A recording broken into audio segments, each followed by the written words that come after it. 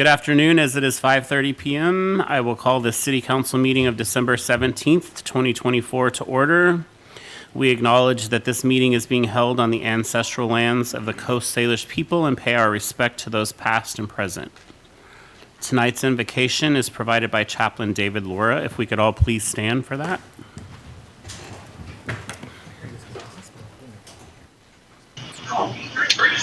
Greetings, one and all. I'm using this as a sound check just to say hello. Am I coming through? Yes, Pastor Lura, you are. You can hear me? Yes, we can. Okay. Please pause with me as I pray. Deck the streets of our little city, festive lights and the old town mall. 'Tis the season to be jolly at the Oak Harbor City Hall. The mayor and the council gather for the betterment of all. The police and fire departments and public works and others too are the backbone that keeps us upright. And they also provide the glue that holds us together. The health and safety for folks like me and folks like you. So bless us, Lord, that we might gather with friends and family this year at churches, at parties, at hearth and home, to share a greeting of good cheer. And may we all join together putting down injustice or things that we fear. And so as this year comes to its end and we look forward to another, may we find ways to come together, every mother and father, sister and brother. May you guide and guard us always, that your angels above and around us hover. Amen. And Merry Christmas, everybody. Thank you, Pastor Laura. Please remain standing for the Pledge of Allegiance and join me in the pledge. I pledge allegiance to the flag of the United States of America and to the republic for which it stands, one nation, under God, indivisible, with liberty and justice for all.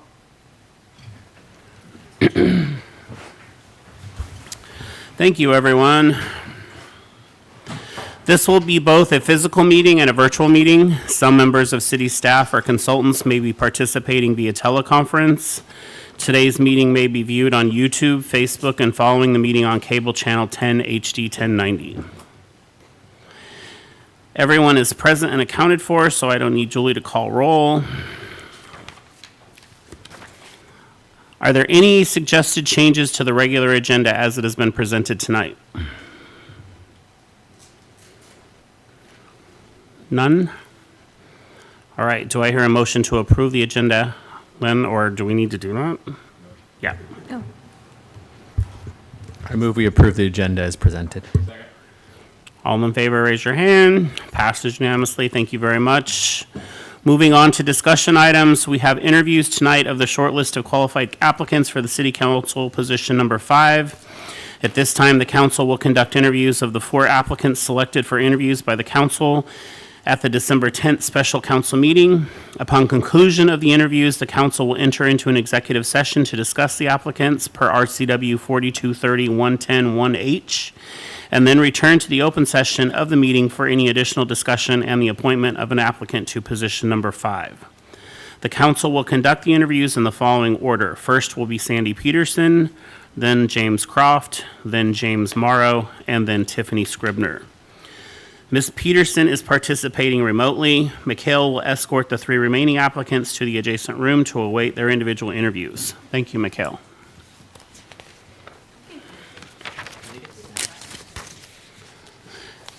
I don't know.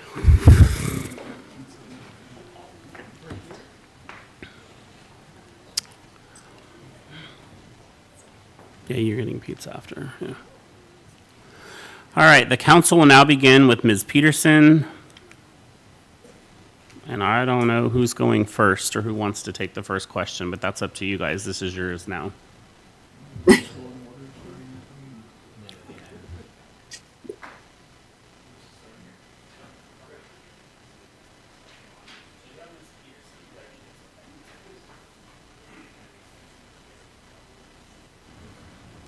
Okay.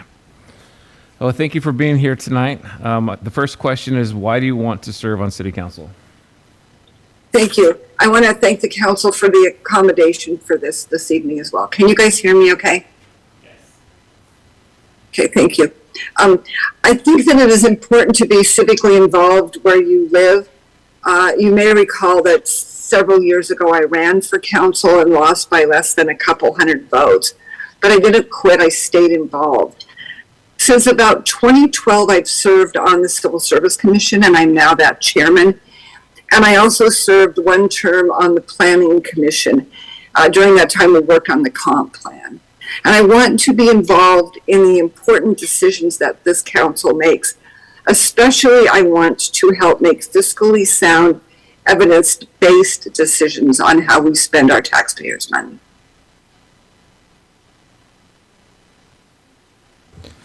Okay, what experiences, talents, or skills do you bring to the council and community that you would like to highlight? Thank you so much for that. Well, first of all, I work on the Planning Commission, and as I said, we were doing the exact same thing then as we are now, going through the comp plan. So it's not a document that is new to me. My real estate background helps me understand the zoning, the density, the development, the contracts. And my time as a property manager and a district manager also helps me understand the actual physical side of what we do when we have to bring all those people into our city, depending on what we end up with the comp plan. I understand compliance issues, both from a time when I was a paralegal for a national franchisor, and it was my job to make sure that our franchises complied with the individual states so that the attorneys general would let our franchises in their state. And I also understand compliance from property management point of view. And from my time on the Planning Commission, the municipal code I also understand. And when I was on that commission, we actually developed the current signage code that we have, and which brought to our town the electronic signs that you see. So in short, I guess I could say I understand how government works. Also, I helped to co-found Civility First, which was one of the people who helped co-found that was a former city councilman, Jim Campbell. In terms of skills and talents, I know I'm a quick learner. I'm a strategic thinker, but I also think outside the box. And I think those two can meld together well.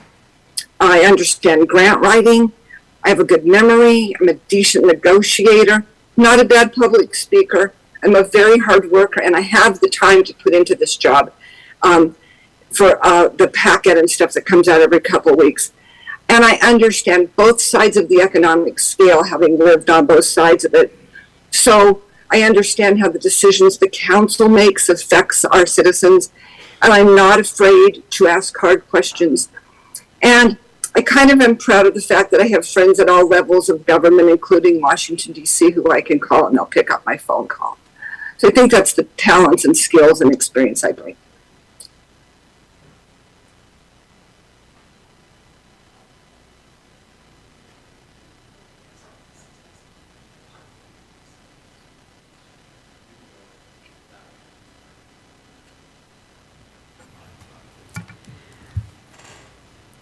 Are there any regional issues or forums in which you have a particular interest or expertise? Example, transportation, water supply, human services, water quality, fiscal management, solid waste, parks and open space, et cetera, et cetera. Thank you. Really, regionally, I think that I'm interested in doing some work to help with our homeless issue, our mental issues that sort of drives that. I want to find ways that we can get real programs to give real answers to these folks. And I am very interested in both locally and regionally fiscal management.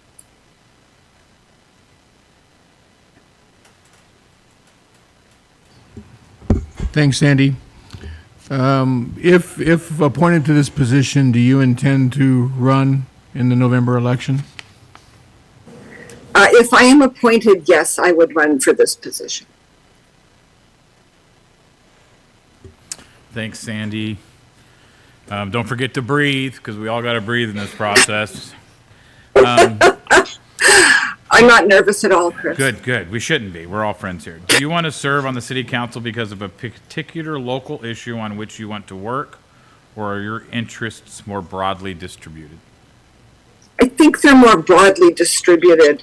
The marina, of course, is an issue that we all kind of have to deal with. I really want to work on the homeless mental issues that we have. And I'm very, very interested in making sure that we keep a well-funded police and fire department, not only for our citizens' sake, but because it keeps our city ratings high and which keeps our insurance low. Let me just jump back in too and just clarify so we're fair on that question. I get your point. If you didn't get appointed this time, would you still run in the November election? I appreciate you asking me that. If I answer that question in the affirmative, it sets a clock ticking at the Public Disclosure Commission, and I would have to have certain information to them in 2 weeks, and I am not physically able to do that. So at this time, I'm going to say, we'll see.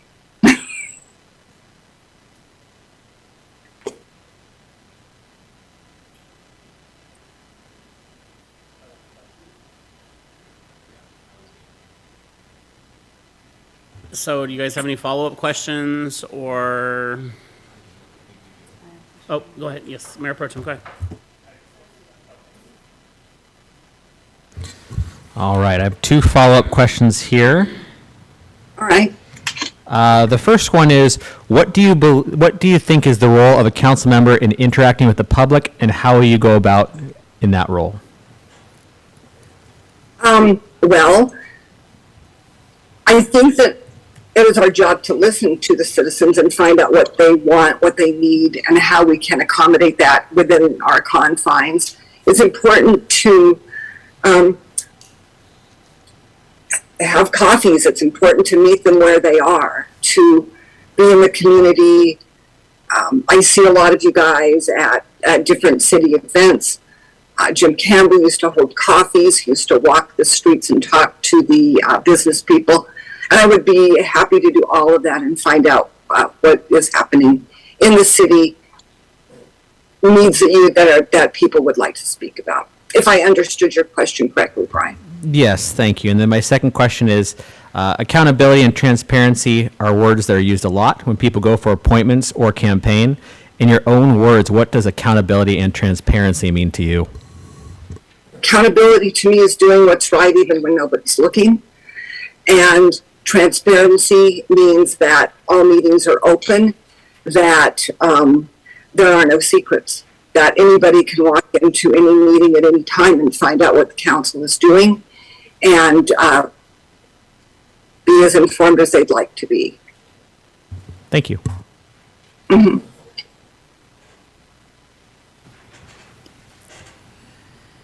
Have you ever felt strongly or passionate about an issue and then realized you were wrong? Or changed your mind after learning more about it? If so, please provide an example. More than once.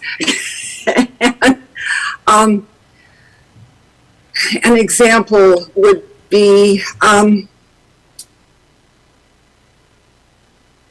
there are so many, my goodness, I've changed my mind listening so many times to different ideas about things. One that comes to mind is my son and I have many discussions about gun control.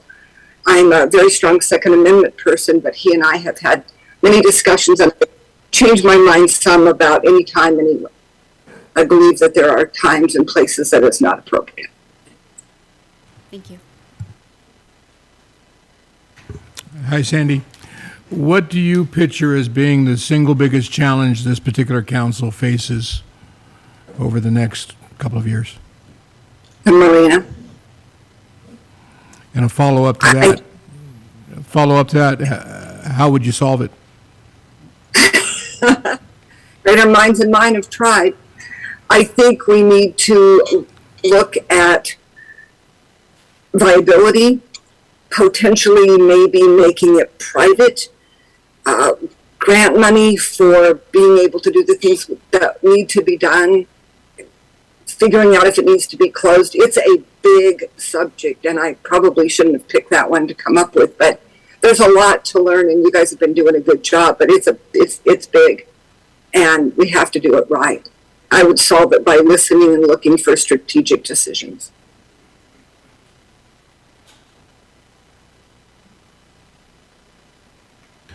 All right, Sandy, they are all nodding that they have asked all of their questions. I want to personally thank you for your time to participate. And I think that Julie's going to put you in a room until the rest of the interviewees are done, and then we'll bring you back in, and then when council comes back to make their selection for the appointment. All right, thank you so much, everybody. Thank you. Mikhail, if you could bring out, I believe it's James Croft is next.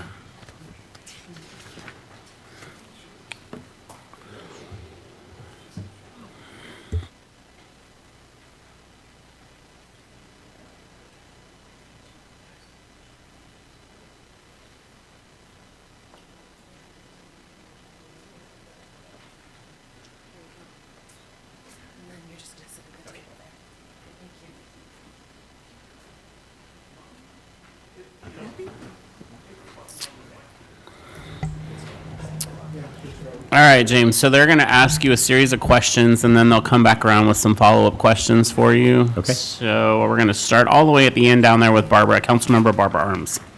Why do you want to serve on city council? No, thank you. So this is home, born and raised. My mom graduated from here, high school. I graduated from here from high school, and then my kids are actually graduating. My daughter graduated in 2022, and my son will be graduating this year. So we're planted here. This is home. We didn't just move into town. It's where we've started. My whole life, even working with my dad, as he served for the city as well. He worked for the Parks Department, water, sewer, and garbage.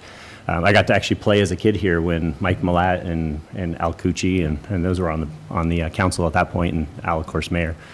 But I've always been part of the community, doing things in the community. So as a kid growing up, when the first cancer runs were here, helping raise money for that.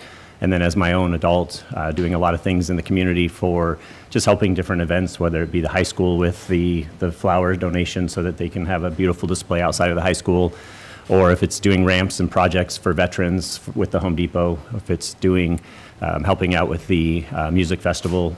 Just about everything that I do is community-based. And so serving on the council to me, I think, would be just another avenue for me to be involved with the community and try to help make a difference in the community. So want to be a part of it and be a partner with the city. Number 2, right? That's where I'm at. What experiences, talents, or skills do you bring to the council and community that you would like to highlight? Yeah, I'll highlight for me, which has been my success through my entire career from working at Home Depot or also my own personal enterprises, is teamwork and collaboration.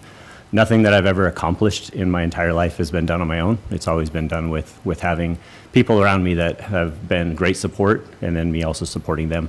And then just getting collaboration. We don't always have the same exact views on something, but we can collaborate and make decisions that will benefit everybody.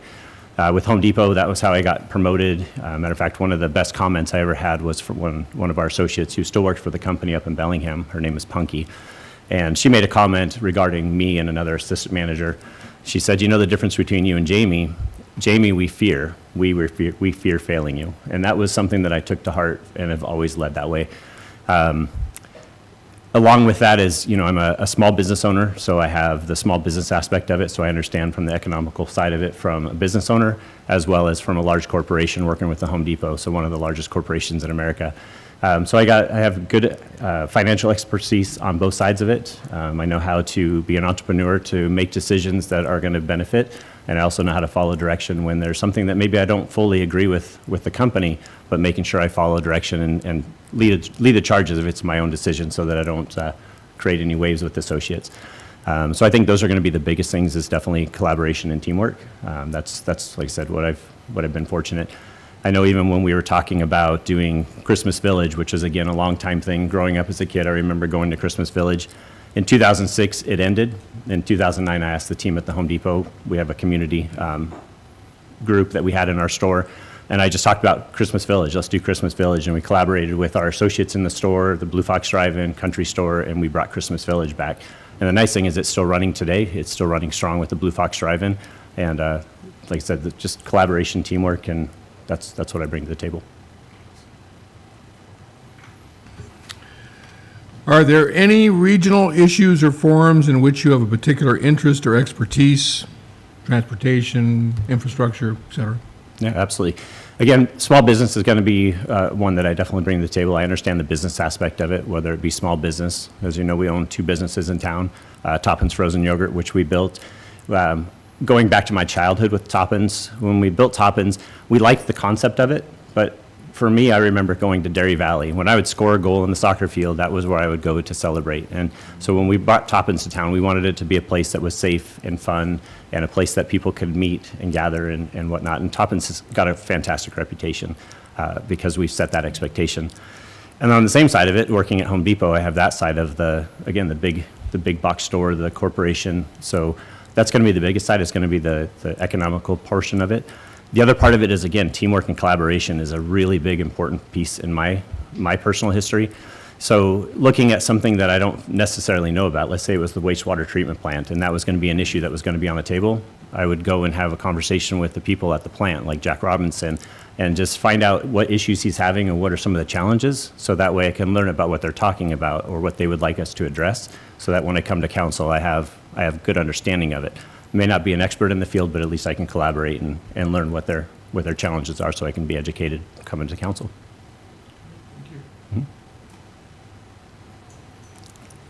Hi, James. Thanks for being here. Hi, Terry.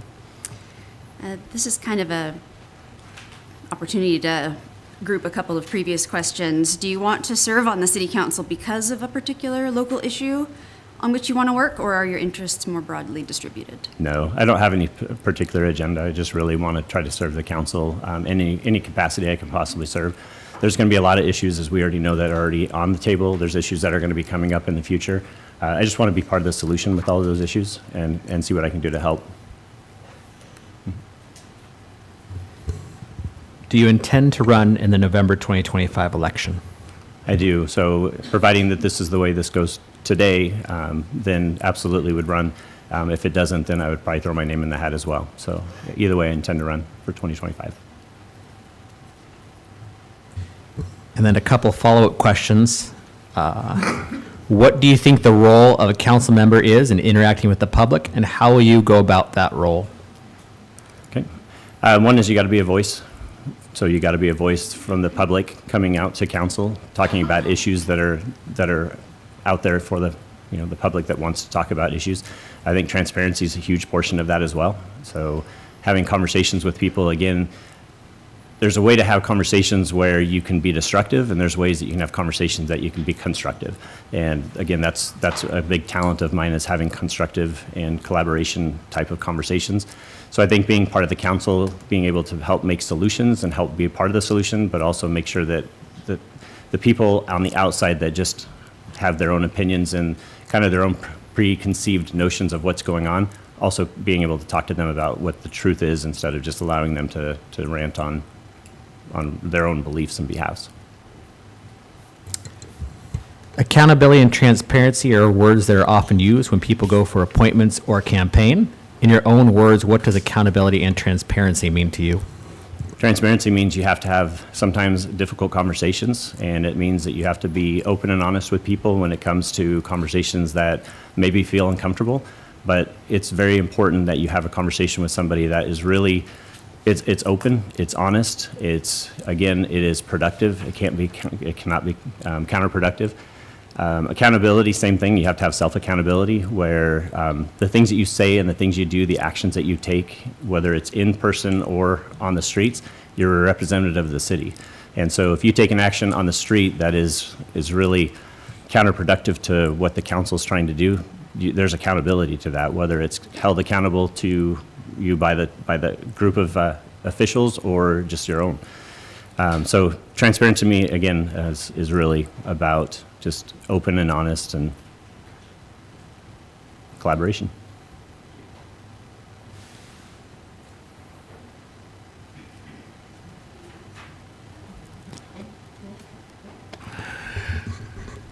James, what do you see as the biggest single issue this council faces over the next couple of years? The biggest issues, I think right now, just again, if you're a Facebook warrior, is that it feels like there's no transparency right now, is what I see. And I think there's a lot of misconceptions that are out there. I think there's been some really tarnishing posts that have really put a tarnish to this particular campaign, especially. So I think the issues right there are going to be to try to get us back on track for making people realize that this is a productive meeting, that this is actually something that moving forward is here to help the city. It's to help, the growth of the city. It's not to lift ourselves up. It's not to make us like we're the bigger power. It really is about trying to get us back into the community where they respect us. And it's not a big Facebook post where right now said there's a lot of things going on that are very disrespectful. And my goal on the council is to help stop that. And then the follow-up question is, how would you stop that? How would you fix it? Again, transparency, having conversations that are difficult, having conversations with people in person, I think is also very important. I think just being behind a keyboard and ranting out what you feel is not going to be productive.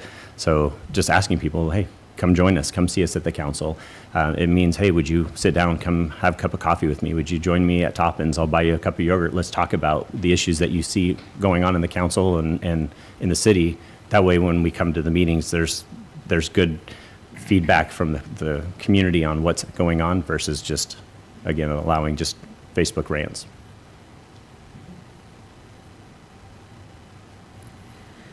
Have you ever felt strongly or passionate about an issue and then realized you were wrong and changed your mind after learning more about it? And if so, please provide an example. Yeah, no, absolutely. This is going to go back to actually being at Home Depot. It was probably one of the biggest lessons I had in leadership, new in leadership. The self-checkout was brand new, and the first perception of self-checkout was we're losing cashiers. It's, these computers are going to take away our jobs. They're going to kind of be the end all of our front ends. And so I was very negative against it. I was against the whole process. And I learned very quickly that when I tried to get the cashiers on board, I'd already destroyed the perception of what self-checkout could potentially be. So I had to rebuild and really show that, no, this actually is a good process. So in that, learning that no matter what it is, whether I disagree with it or agree with it, if that's the decision that's made, whether by the company, by the council, then I have to champion that as if it's my own idea. And I think that's important, again, going to that transparency portion of it, is that if you don't champion, even if it's not your idea, then you're going to get a lot of pushback, and I think that's where a lot of the problems happen. I know it was huge for me. It was a really big lesson, and I've never made that mistake again, because it was hard. It was really hard to overcome it. All right, James, I think that's everyone's questions. Thank you very much for your time. What we're going to do is we're going to have you sit in that room right back there. They're going to take you back there. And then when everyone's done with their interviews, we're going to bring you all back out. All right. Thanks so much, Ronnie. Thank you. Yep.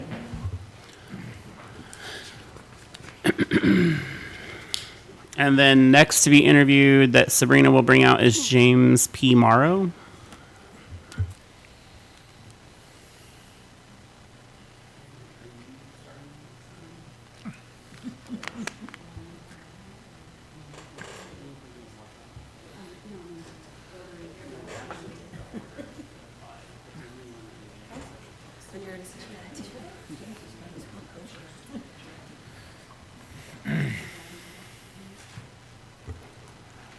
Hi, James. Yes, hi. So what we're going to do is they're going to ask you a series of questions, and they may even ask you a follow-up question or two at the end, and that will be it. Okay, great. And I think Councilmember Marshall is going to start. James, thank you for being here tonight. Why do you want to serve on the city council?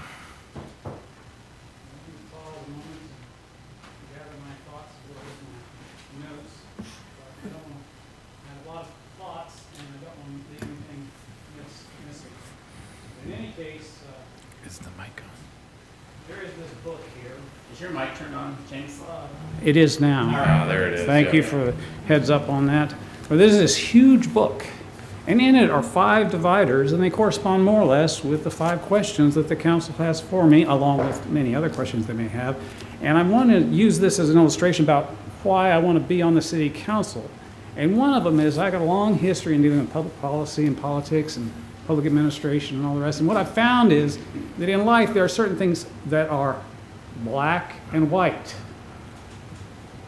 Okay? And most city council members, and I think government officials could understand, there's some questions that are relatively easy to answer. But then there's the gray area. And I have to deal with that. I've dealt with that in public policy as an elected office holder in the past and other areas. And I realize that there's a certain amount of discretion, discernment, and wisdom required to that gray area. And then, of course, then there's the red and blue, which is the red, white, and blue, our national ensign, our national flag. And so I say all of that in order to let you know that I have a long history of public service, of which, now that I'm out of the Navy, I'm pleased to continue in. And many of you have seen me on volunteer groups and all kinds of public activities on a non-paid or volunteer basis, and it occurred to me that I might have something to offer to the city, especially since it's my calling. Okay, there are those people who are called to make huge empires of business, and then there are those who are called to any number of professional activities. But I found my greatest satisfaction has really come from serving the people. Now, isn't that odd? I would say that it just really doesn't fit the normal mold of what people are about. In fact, I've gotten in great trouble in the Navy from it. In fact, the Master Chief called me in and said, "Mero, you've got to take care of yourself. You're taking care of everybody else. You're not taking care of yourself." And I said, "Roger that, Master Chief." And then I departed. And what was the next thing that happened? The Master Chief said, "Mero, we need you to do this for this person." So I think as city council members, you understand this matter of setting priorities. But I have a background in many areas that will be very helpful based on my learning, training, hands-on experience, skills, and leadership in public and government service. So for 35 years, going on 40, it's been basically the Navy and law enforcement. But now retired, I'm eager to do full-time work. But the interesting thing is I don't need a salary. I mean, you know, my needs are very minor or limited, my financial needs. And of course, I served as an elected commissioner of the North Whidbey Pool Park and Rec, and on the Planning Commission, the Main Street Board of Directors, the Chamber of Commerce Board of Directors. And all of these, I get inspired and energized, and similarly on the City Council, you can expect me to ramp it up and not slow down. In fact, on retirement, I pledged that. I said I'm going to accelerate, not slow down. So in contrast to the so tedious personal matters of life, I find working, serving, and leading for an ever better Oak Harbor to be inspiring. It's really a love of the city and a love of the people. Faithful to my commitment to not slow down, but rather to step it up after retirement, if selected. I expect to be nearly full-time in direct service to Oak Harbor and its citizens.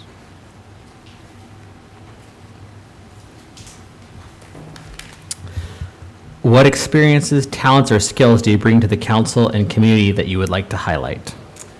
I had a commanding officer that once said to me, he said, "Mero,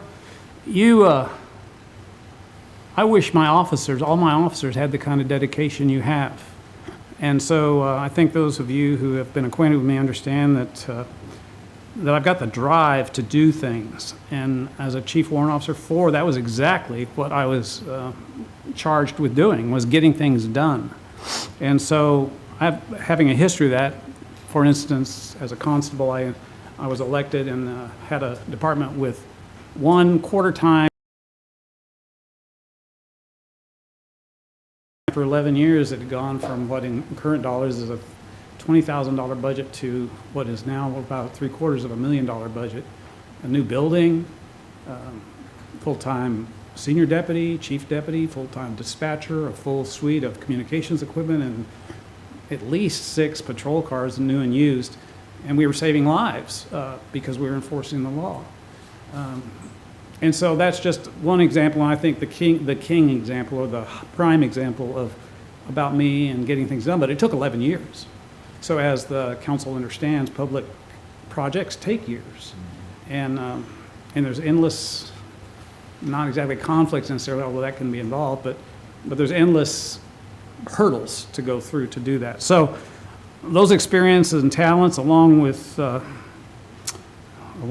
and I'm looking at this because this is like $1 million worth of higher education, a Master of Public Administration, and the Master of Arts and Organizational Leadership, and the Master of Science and Management, and a graduate certificate in business administration, along with 2 bachelor's degrees.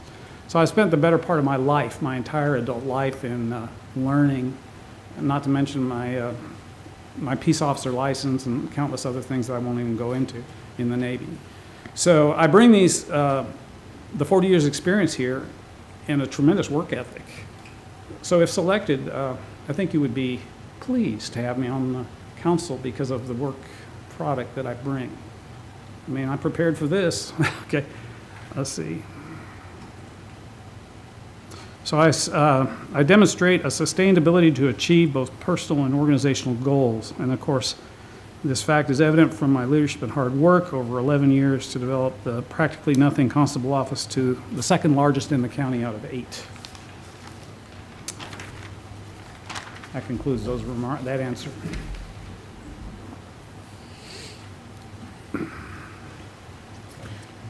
Are there any regional issues or forums in which you have a particular interest or expertise? Some examples are transportation, water supply, human services, water quality, fiscal management, solid waste, parks and rec, open space, etc. I certainly do, but they're not narrow. What I find is that I latch on to particular issues that are of interest and need for a community or a Navy unit or whatever, and then I just go after it. So in that respect, more specifically, there are the shorter term and then the longer term goals. They all have my attention, but they do not have the same priority. There must be priorities made, and that's especially true with fiscal responsibility and the competing demands for scarce resources.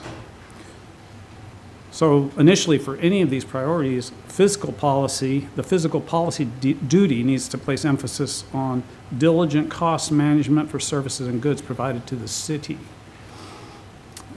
But more specifically about the goals and areas of interest, I think pretty much the first responders, law enforcement, the fire department, emergency medical services is a short-term necessity that needs to be addressed.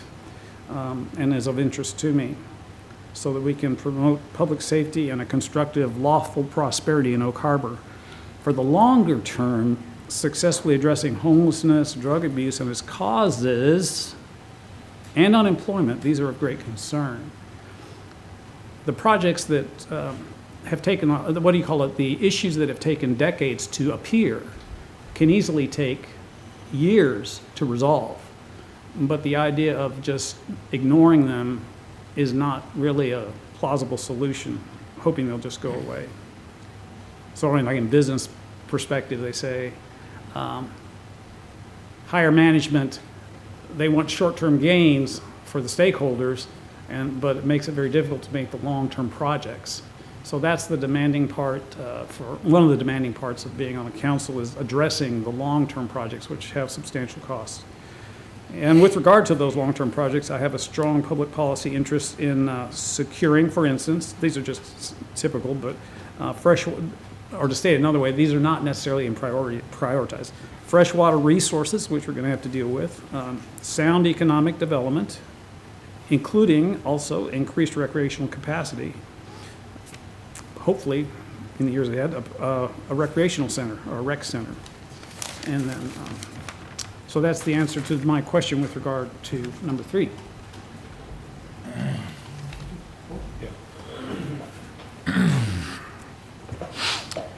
Do you want to serve on the city council because of a particular local issue in which you want to work, or are your interests more broadly distributed? So I'll be transparent because I believe in transparency in government, and I would say that, you know, there's a couple of areas where you'd say I have an axe to grind, a little axe to grind, but I willfully set it aside, okay? Understanding that the broad range of needs are more important than just my, you know, particular areas.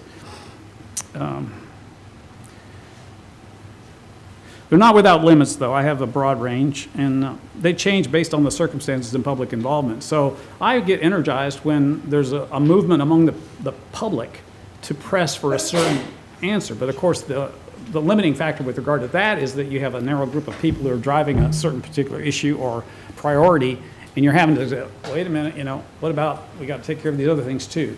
But I can say that I am energized when the citizens are energized about certain things. That helps me engage. It's part of that public piece that's in my mind and heart.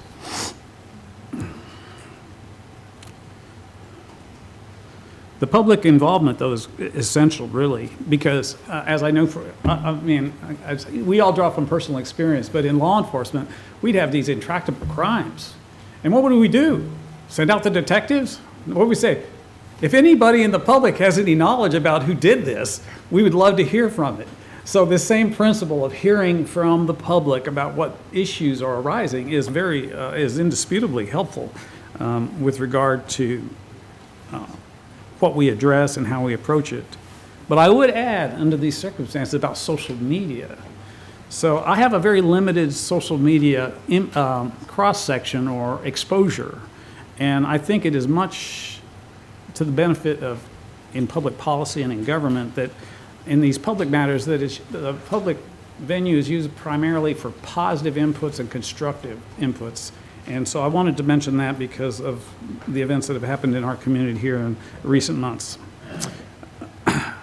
So then of distinctive interest, not necessarily in order of priority, would be optimal actionable solutions for depreciated and damaged physical facilities, including the city hall and the police station. Okay, that would be just one. Okay, again, these are not necessarily in order. 2, infrastructure repairs and replacement to support affordable housing and the commercial properties needed for jobs related to the people living in these housing units. Among the infrastructure needs, the marina and specific downtown properties need to be dealt with. Okay, and again, this is looking so we don't have blight, so we are an attractive community for people to come here, and they just say, so we become a destination trip for people on the mainland. And we should also continue with the Housing Action Plan. Economic development leading to expanded industry and prospering businesses. And of course, with economic development, the new comprehensive plan has got to be completed and needs to be. I would say that recreation is an interesting matter because parks and recreation are a draw and can be a draw for more people on the island and for the service of the general people wanting to live here. But at the same time, it doesn't have the crush of urgency of, say, emergency services, medical services, or police departments. So, but I think that needs to be dealt with regard to expanding our recreational opportunities in the community.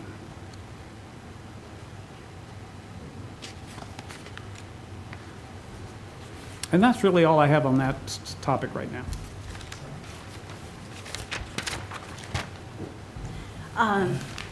Do you intend to run for the November 2025 election? Yes, yes, heavens yes, okay?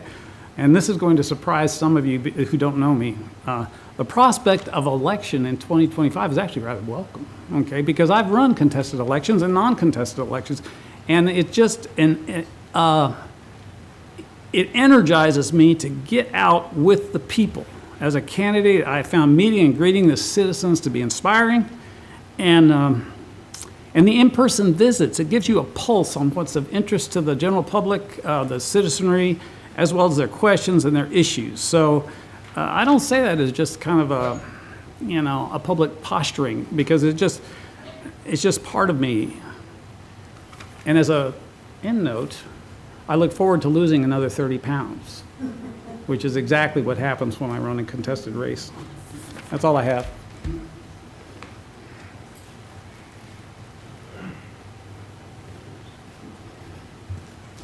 What do you think is the role of a council member in interacting with the public and how you go about in that role? I would say a council member really is an extension of the public when they are doing their duty. And if they are not engaged with the public, then it's it's a question about, is that person suitable for the area of leadership? Because really, they're direct representative of the public in the city sector, in the municipal government. So it's indisputable that you need to be engaged and involved, of which I love to do, and now that I'm retired, I have time to do it. So it's just how to do it and what you engage the public with, or with which you engage the public, because it's one thing to visit with somebody and find out their concerns, and the things that they are asking questions about, and it's another thing to come to a decision, actionable decisions, realistic decisions. So I think when a council member is out in public, they need to be gathering solid information, weighing, the relationship piece along with the policy piece, along with the budgetary piece, along with all the different factors before coming up with any kind of proposal, because anything that the council does, as well as practically any governing body, if you do something here, it has tangential or associated effects there and there and there. And you can stir up a hornet's nest of trouble by not taking into consideration all the unintended consequences. So you want to deliberate on that before you really take action. Accountability and transparency are words that are used a lot for those going for appointments or running for office. In your own words, what does accountability and transparency mean to you? The transparency is a matter of integrity, okay? And famously, what you do in private, or what your priorities and your manner of thinking and living in private should be reflective of how you make decisions and practice in public too. So the integrity piece is very important with regard to accountability, and also, the nuts and bolts of it, are you delivering a service to the community for which you were elected? So the accountability part too means that, are you just posturing? Is a council member just posturing, trying to gin up public support, or are they delivering? Are they engaged and involved in what is important to the citizens, and also essentially the duty of the council?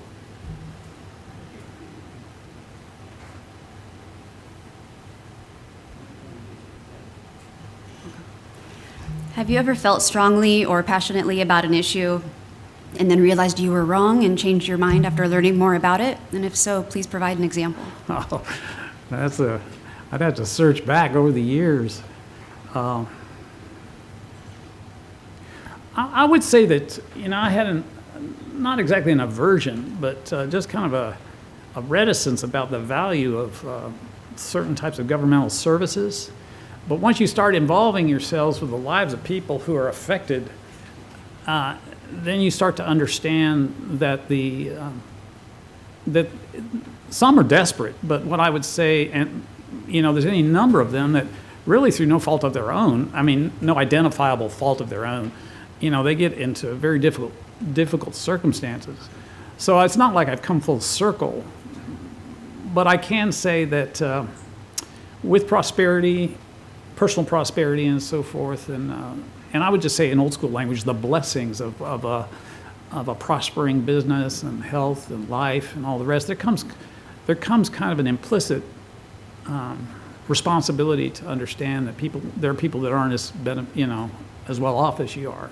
Not that I've ever been financially well off, which of course is certainly not the case, but the fact is that not just everybody who's on the street, is there for a fault of their own, or, and especially having come from law enforcement, I really have to rein it in, because law enforcement, we are about law and order, and so that was a change. Does that sufficiently answer your question? Okay. Thanks, James. Yes, sir. So what do you think the single biggest issue that this council faces moving forward for the next couple of years? Or even more years? Just 2 years? Well, we're looking for a present single biggest issue. Okay, I'm going to be frank about it, and I would not have stated this unless you had asked the question. But I'm going to be measured in my words, okay? And that is, and I have firsthand experience. This is not this is not just a subjective opinion. This is not just jumped out of the air. I mean, it's not pulled out of the sky. And that is the homelessness, much of the mental incapacity, and the crime, property crime, but also relationship issues, is hugely dependent on substance abuse. And I would say to the council respectfully that unless the council or the governing authorities, including the city council, address the causes and the contributing factors to substance abuse and addictions, it does not bode well for the town, for the city. Okay.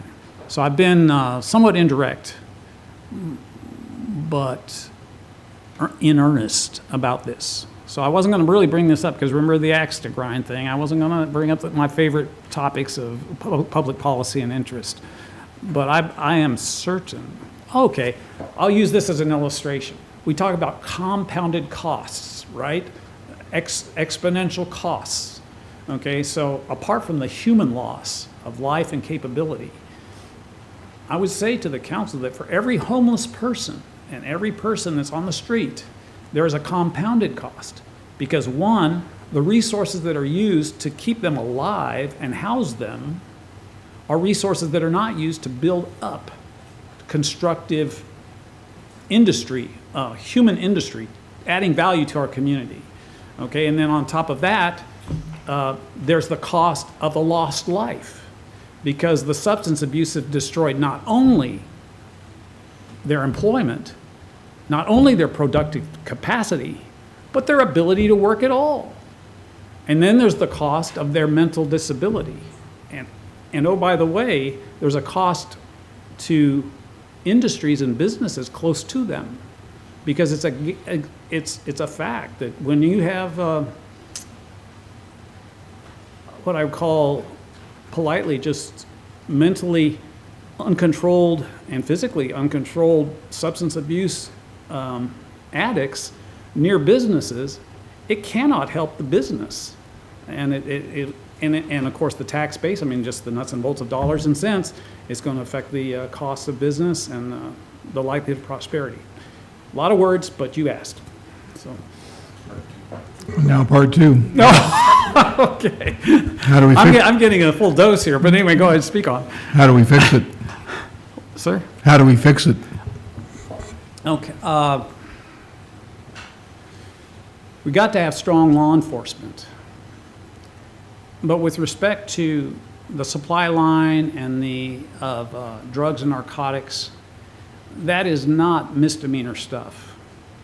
And you cannot do anything unless you have prosecutions. And you cannot have quality prosecutions unless you have judges that are willing to make the tough calls with regard to people. And of course, there's going to be resistance to that from the people who have literally hundreds of millions of dollars at stake with the drug business, or the what do you call street drugs, or and the rest of it. So I would say that it's a stepwise process. Remember, it's taken decades to get to this kind of position, because some of you have been here. How many decades have you been here, Councilor Wiesner? 5, 6? Anyway, so you know that this is a different world than it was so many years ago. And it's not going to get better because, as our chief of police has said, if it happens on the mainland, it's going to drift over to Island County. And so it's going to be a process of getting prosecutions and effective enforcement, and not necessarily just feeding people who are addicted, okay, to use oversimplification. Does that answer the question? Okay. All right, James, thank you for your time and answering the questions today. Yes, That concludes the end of the questions, and we're going to have Sabrina escort you to a different room, and then we have one more interview to go, and then we'll bring you all back in after the executive So, session. council members, I did the homework. Okay. Next up is Ms. Tiffany Scribner.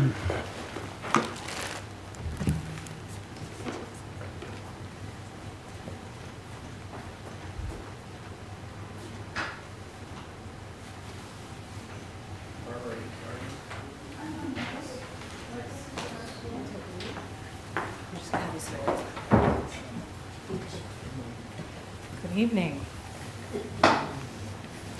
Nothing like putting you in the middle of the room, guys. Well, we turned the two big spotlights up. Oh, all right, I'm ready. Good evening, and we're going to start with your questions from Councilmember Arms this evening. Thank you. Tiffany, why do you want to serve on the city council? I want to serve on this council because I'm passionate about this community. I have been a member of the Whidbey Island community for 8 years now. I traveled and lived in 23 states before I moved here. And as I like to tell my husband, you'll pry my cold, dead body off this rock. I love it here. And I believe that when you love something, you have to care for it. You have to spend time on it. You have to do your due diligence and make sure that it is something that loves you back. And I think that serving on this legislative body is part of my ability to step up and care about this community. I didn't really walk into any council meeting previously thinking maybe I'll be up on that dais someday. But this opportunity happened at a time in my life where I feel like I have the time to dedicate to it. And I believe we all have a responsibility to show up for our community and be a part of it. And this is a way that I can do that. Thank you, Tiffany. Absolutely. What experiences, talents, or skills do you bring to the council and community that you would like to highlight? Thank you. So the first thing I would like to highlight is that I have a background in nonprofit management. I was the executive director of Big Brothers Big Sisters of Island County for a little less than 5 years.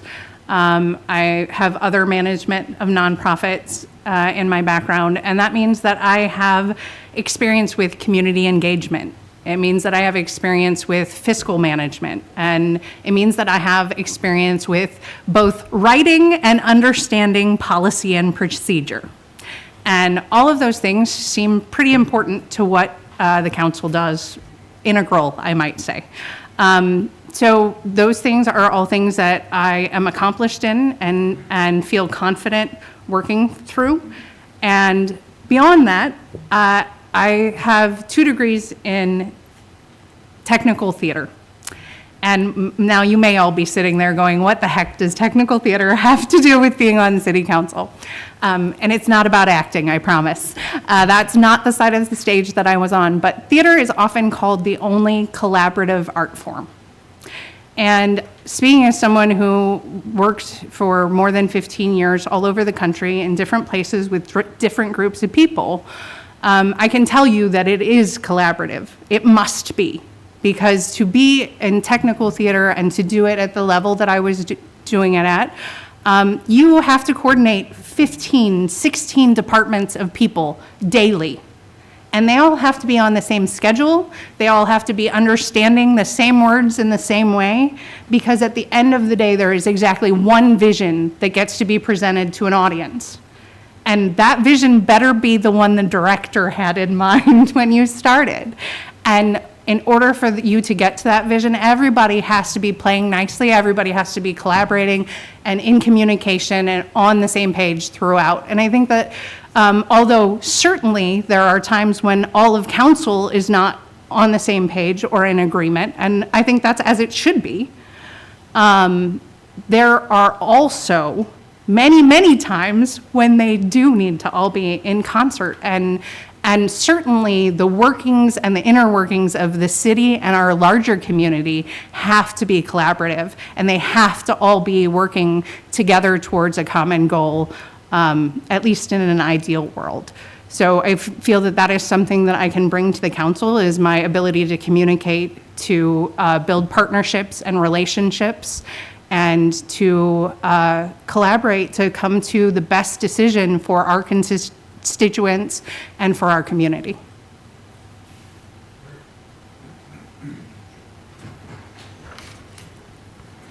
Are there any regional issues or forums in which you have a particular interest or expertise? For example, transportation, water supply, human services, water quality, fiscal management, solid waste, parks and open space, etc.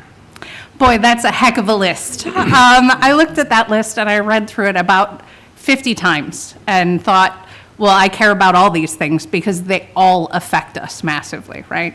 So that's essentially an answer that's not an answer, so I'm going to give you a better answer than that.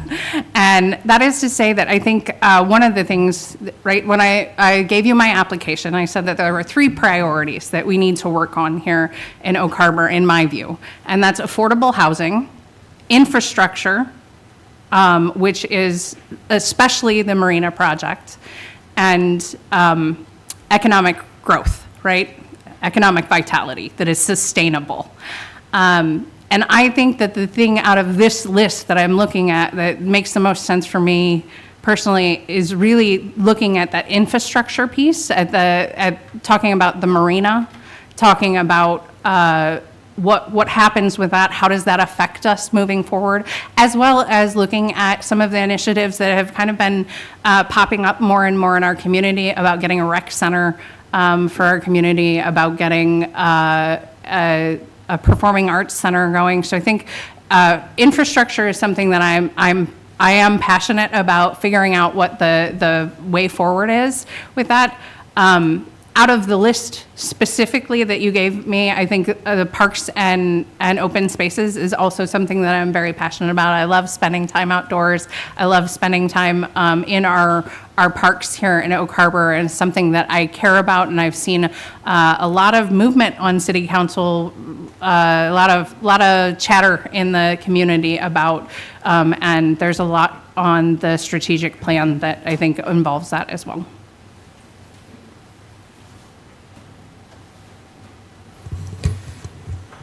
Do you want to serve on the city council because of a particular local issue on which you want to work, or are your interests more broadly distributed? So I think the thing that brought me to city council was because of my involvement in the salary commission. There was a lot of concerns about transparency and communication, and accountability that happened during the last session with the salary commission. And I came in here and addressed council and told you what I really thought about how that went.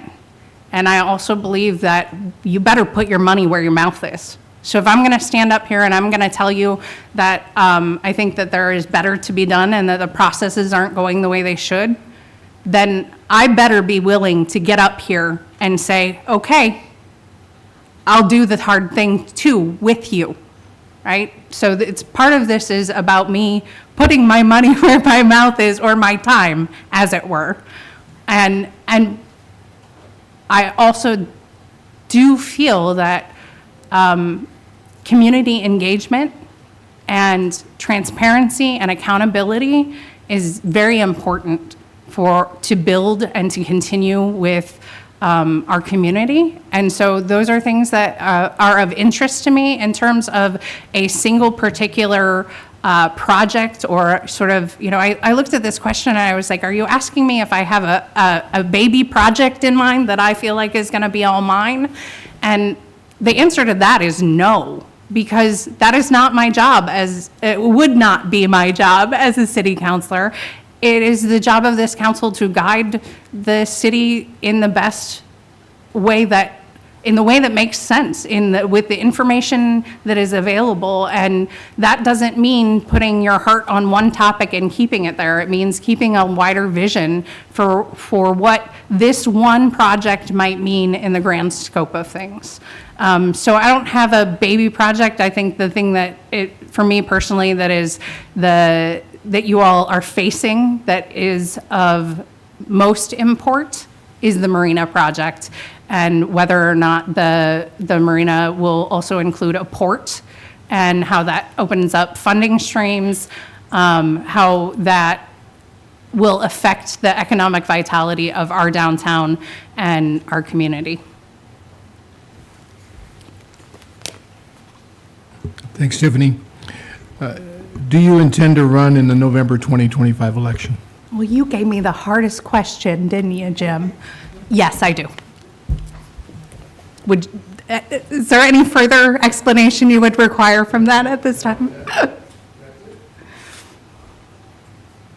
Have you ever felt strongly or passionately about an issue and then realized you were wrong and changed your mind after learning more about it? Please provide an example, if so.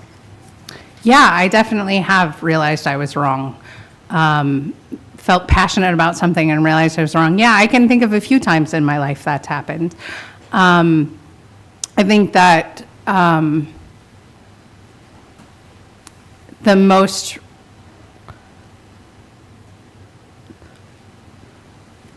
applicable example that I will give you is I was working at the Cleveland Playhouse. My supervisor at the time, the production manager, had a plan and a schedule for production as a whole, and I was given a packet of information and told this is how it's going to be, and I didn't think we could do it, and I was very upset about it at the time because it put us on a time crunch and a schedule that I thought was unfair to the crew that I was dealing with. And I pushed back pretty vehemently, and then was informed that there was a plan in place for all of these other things. And I think the thing that I really have taken away from that is that sometimes when you are passionate, it's not the right time to speak up. It's not the right time to go after someone or to react. It is instead the time to find out more. It's the time to examine why you are so upset about it. What is it that you are taking personally? What is it that you are taking in a way that isn't really what's intended, isn't the purpose of the conversation or the argument you're having?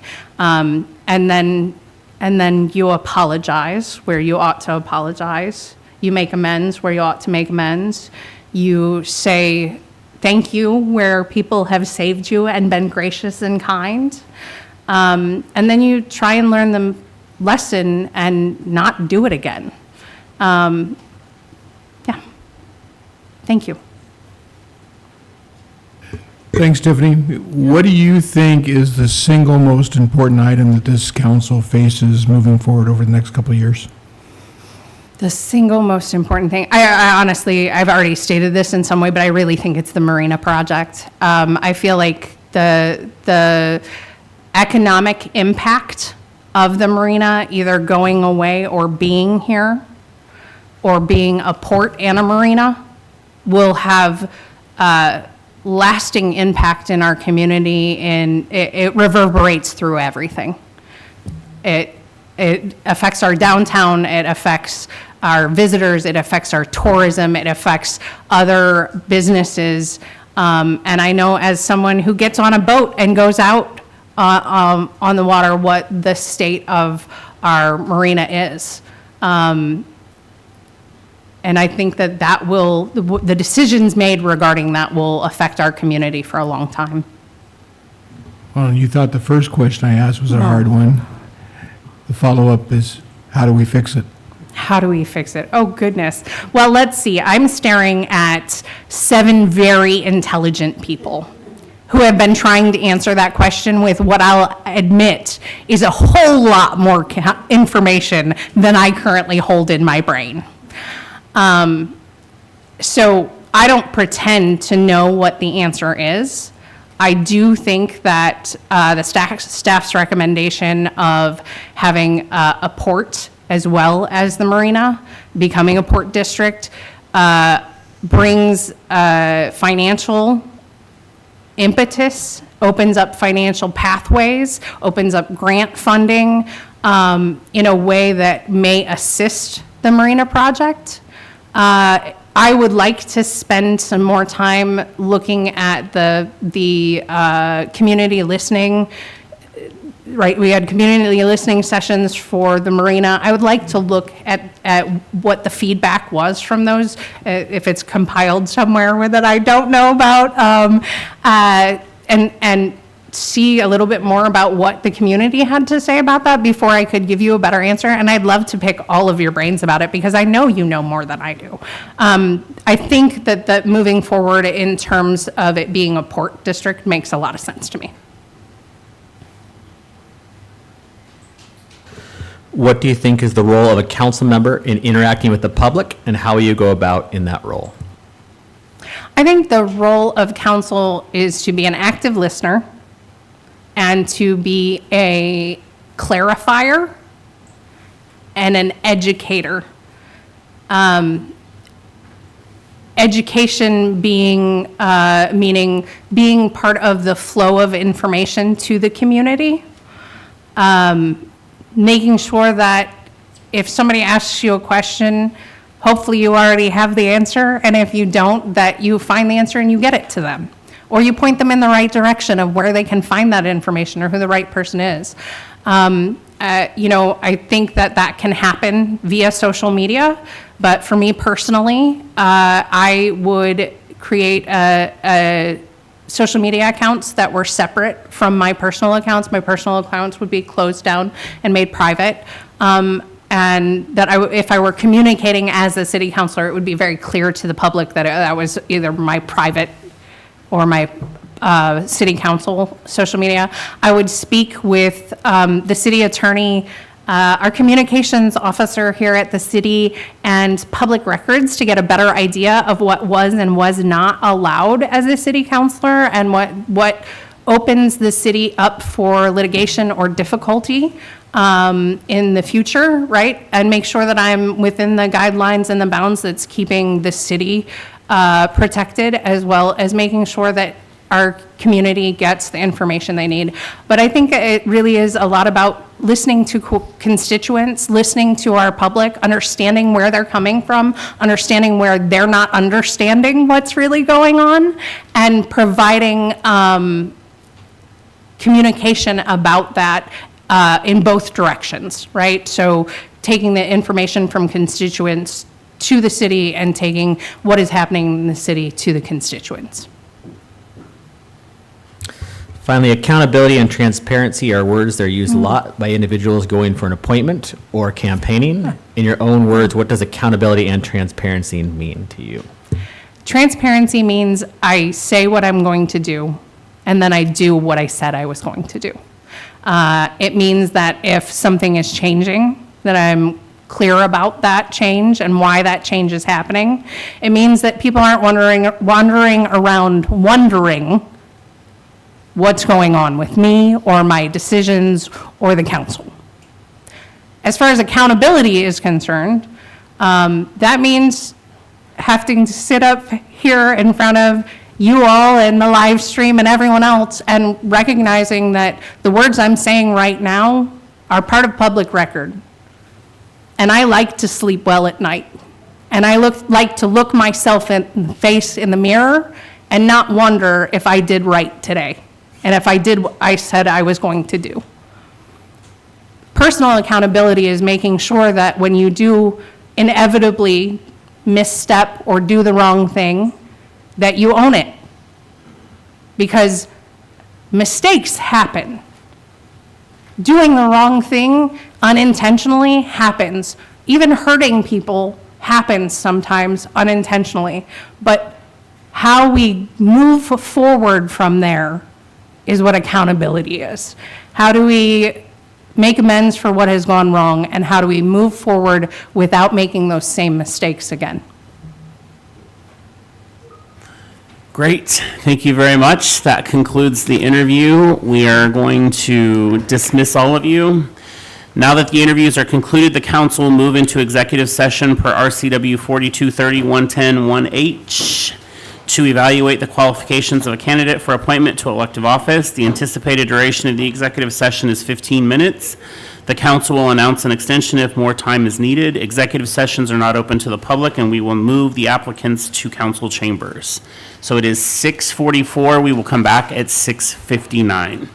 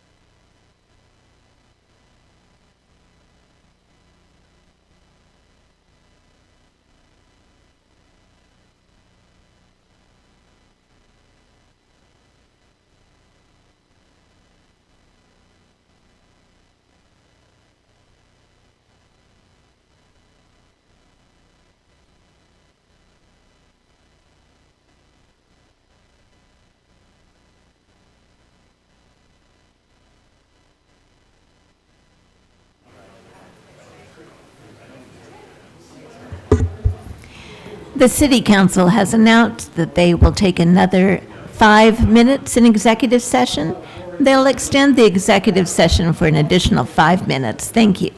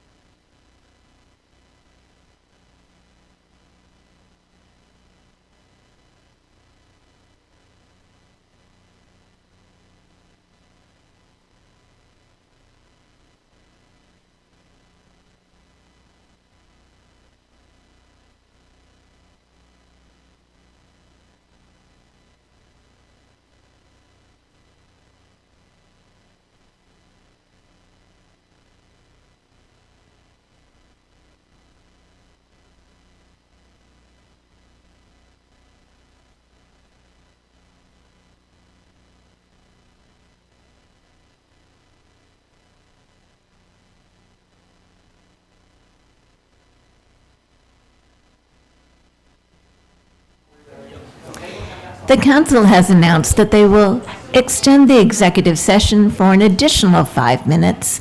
So they will go 5 additional minutes. Thank you.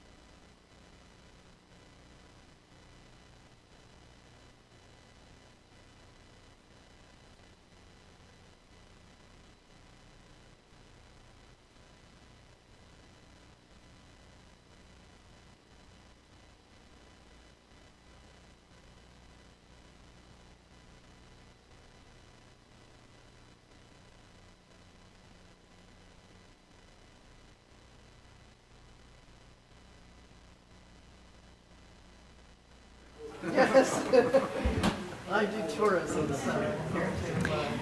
council has announced that they will extend the executive session an additional 5 minutes. Thank you.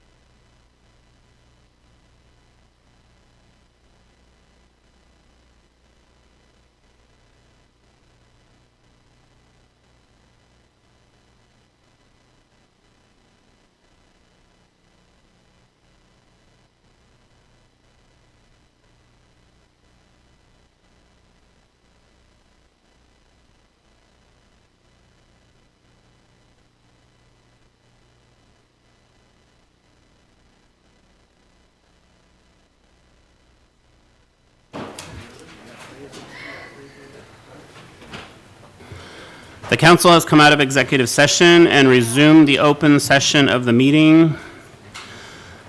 We will now move forward with selection and appointment of applicant to fill city council position number 5 vacancy. Thank you to all applicants for this position. I will now turn to the council for any further discussion, following which I will may ask the council for a nomination for appointment, or we can poll the council if you so prefer.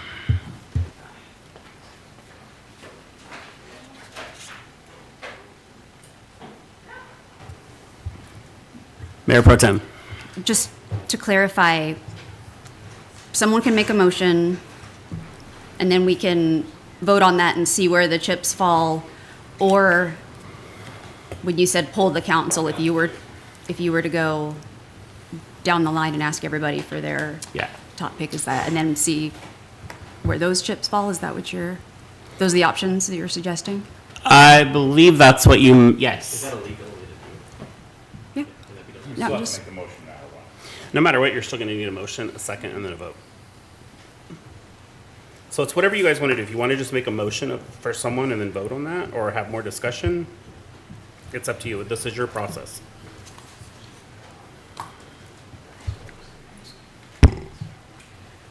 Well, I guess I'll make a motion. I motion that we appoint James Morrow for city council. Okay, so we have a motion from Councilmember Arms to appoint James P. Morrow to vacant council position number 5. Do I have a second? Second. Seconded by Councilmember Marshall. Now, is there any further discussion before we call for a vote?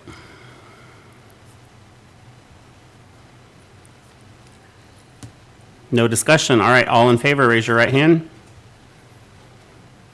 4 ayes. All opposed? 2 against. So it passes 4-2. Congratulations, Mr. Morrow.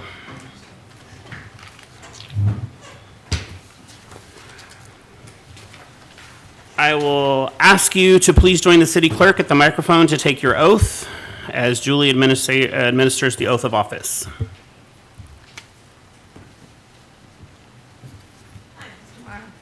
Join me right here. Please raise your right hand and repeat after me. I, State your name. James P. Merrow, Do solemnly swear or affirm do solemnly swear or affirm that I am a citizen of the United States that I am a citizen of the United States and the state of Washington, and the state of Washington, that I am legally qualified that I am legally qualified to assume the office to assume the office of of Oak Harbor Councilmember, position number 5, for this position of City Council Member, Position 5, that I will support the Constitution and laws that I will support the Constitution and laws of the United States and the state of of the Washington, United States and the state of Washington, that I will faithfully and impartially that I will faithfully and impartially discharge the duties of this office discharge the duties of this office to the best of my ability. to the best of my ability. Congratulations. Thank you.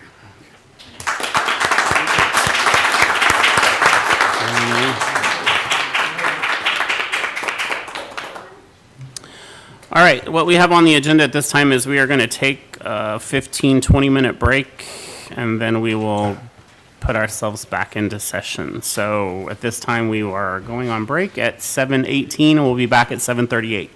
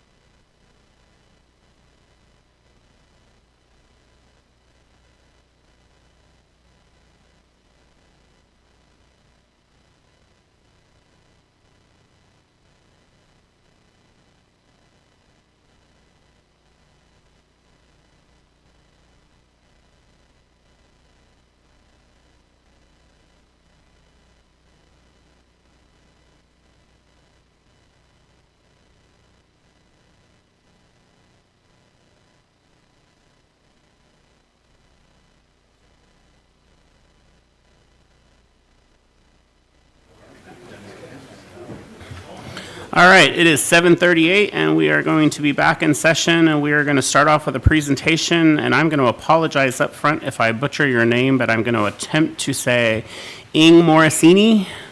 Inge, okay, with the Whidbey and Camano Islands Tourism Marketing and Program Manager, and you are here to present. I am. Thank you, Mayor and Council. I will attempt to get through this fairly quickly because I know it's been a long night for some of you. And by way of introduction, most of you don't know me because I'm fairly new to my position. I will say that I am proudly a first.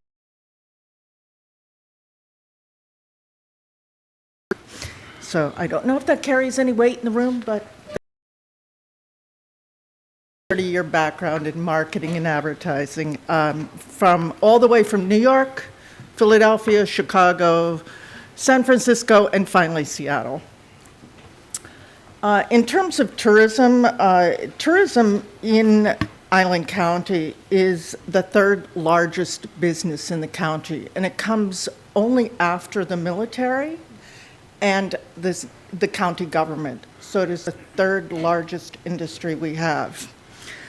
And we have Oak Harbor tourism revenue grew almost 53% between 2004 and 2000. If you don't know, Island County Tourism, or now known Whidbey and Camano Islands Tourism, came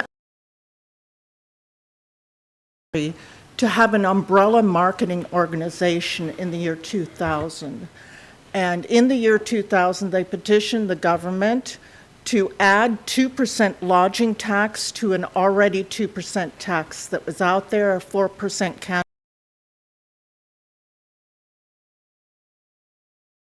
to fund the marketing organization for Whidbey and Camano Islands. And that is where we derive our funding today. Our team includes a marketing and PR director, that would be me, a PR and communications agency, a social media manager, a regenerative tourism community liaison, a film liaison, creative services group, a website manager, and a research and development managers. So those people are the people that are putting your marketing together for the county. I guess I could do this. Can't do two things at once. There we are. So we are in the throes of rebranding in terms of regenerative tourism, and regenerative tourism means a lot. It's you know, an industry buzzword, but to us, what we're trying to do is attract a public that looks, feels, and tastes like we do, so that as we have people come into our community, they feel part of us. They enjoy the things we enjoy, and there's no friction between people coming. We don't have to produce things that the local citizenry can't enjoy. So we have a symbiotic relationship with tourism, or the tourists.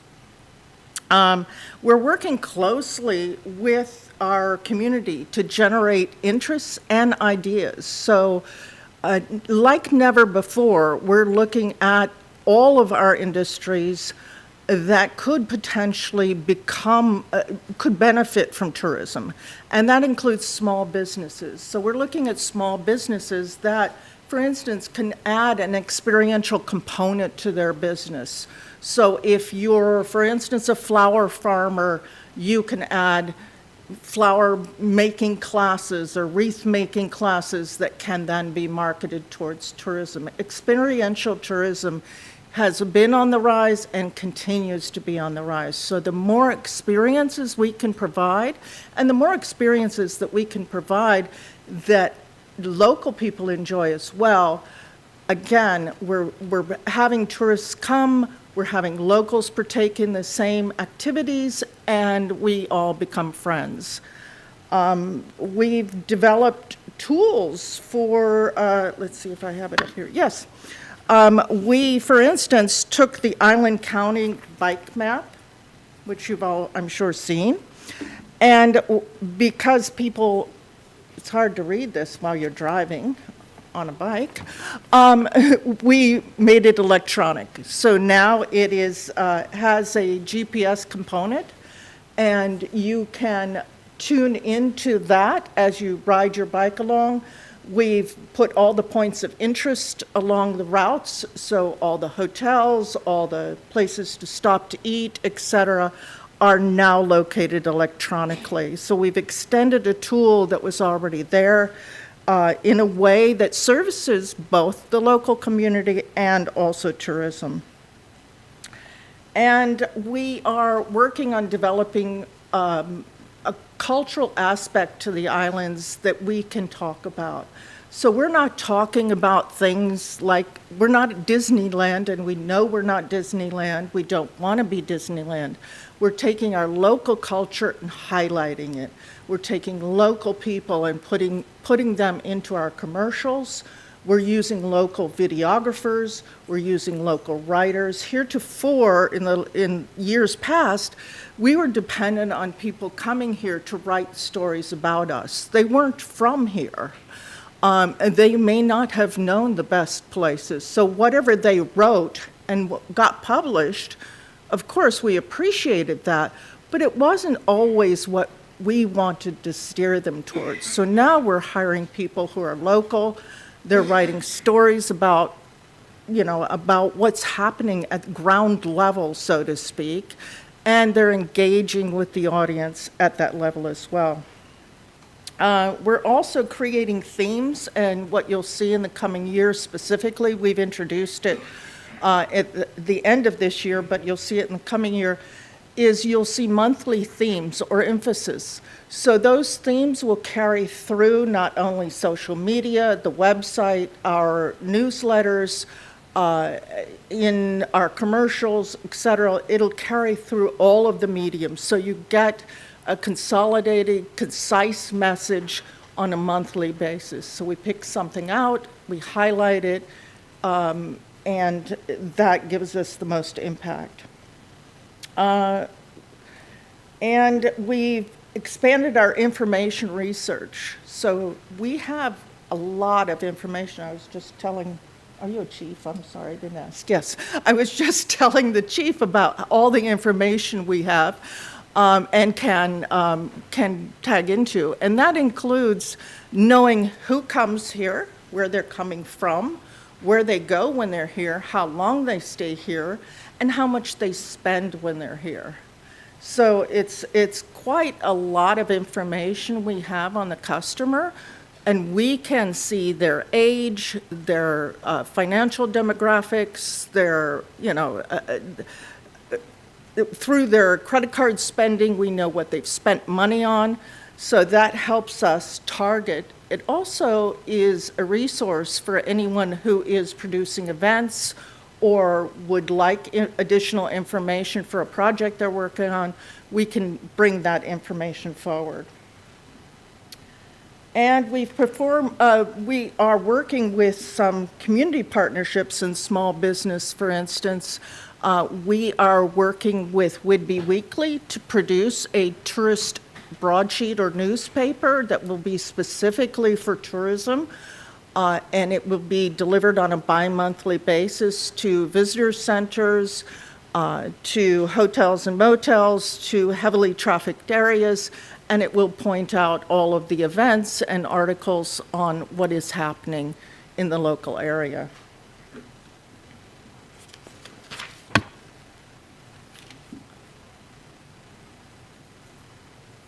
Am I going? Oh, whoop, there it is. Sorry. Okay. So in terms of PR for us is they attract people to come here to write about us. And that was our only methodology in terms of getting word out. We're still using that method. They have key relationships with periodicals. They also have key relationships with newspapers and the television stations. So they help us get free, so to speak, because we pay them to do it, but they help us get publicity to our islands. And we've had 122% impression growth year after year this year. Year over year, sorry. We've produced 126 clips, meaning those were televised clips that were shown somewhere. They produced 4.92 billion audience members, and we've produced custom itineraries for people that come here. 16 this year for media and 5 for influencers. Those itineraries also live on our website, post those visitations, so people coming here, if they have a specific interest, you can find those itineraries. And we've secured broadcast segments, NBC, Fox. We just got a couple more for Cuomo. And so you'll see us out there on the television. We also produce, in terms of Instagram and social media, Instagram, Facebook, we have recently hired a specialist that works with us, and our reach has increased by 243% in the last several months. Our click-throughs are up 10,000%, and our Facebook reach is up 2,400%, with a click increase of 7,500%. So you can see, putting some attention into that has really moved the needle. We've also launched a paid media strategy. And that paid media strategy is quite interesting. What we do is we ask people to tell us about their perfect getaway. We ask them 10 questions that are seasonally relevant. And once they've answered those 10 questions, they provide us with their email address, which automatically signs them up for our newsletter. But those 10 questions also spawn an itinerary. And we have used electronic methodology in order to build those itineraries. All those questions go into AI. AI comes back with an itinerary specific to the answers to those questions, and then we research everything that AI has come back with before it goes out to the consumer. And I keep forgetting this. I am so sorry. Okay. I told you about Ride with GPS. That's the map functionality that we added to this. And we're also looking for other opportunities to add electronic capability to some of the componentry that the county already puts out. We do produce a paper map, which has an electronic component, but there are other maps, trails maps, et cetera, that the county puts out that we will be producing electronic versions of.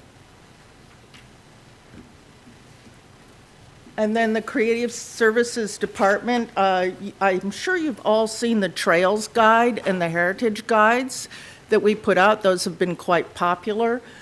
Those are distributed in visitor centers, in hotels, motels, and short-term rentals, as well as in some heavily trafficked areas.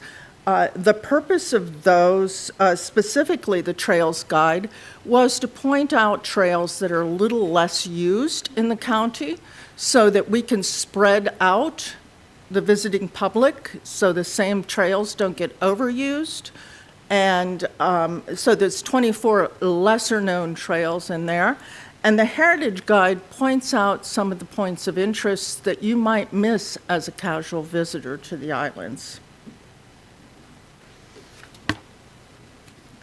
And our website performance is up 25% this year from 2023.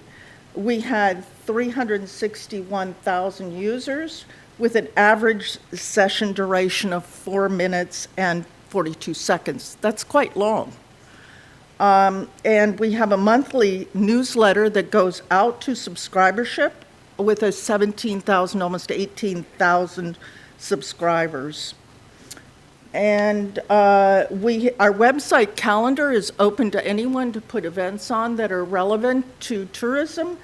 And we have added 45% more events this year than last. We also have a film liaison, and the function of a film liaison is to field questions for people who want to come here to do film, or is more the instance, commercials.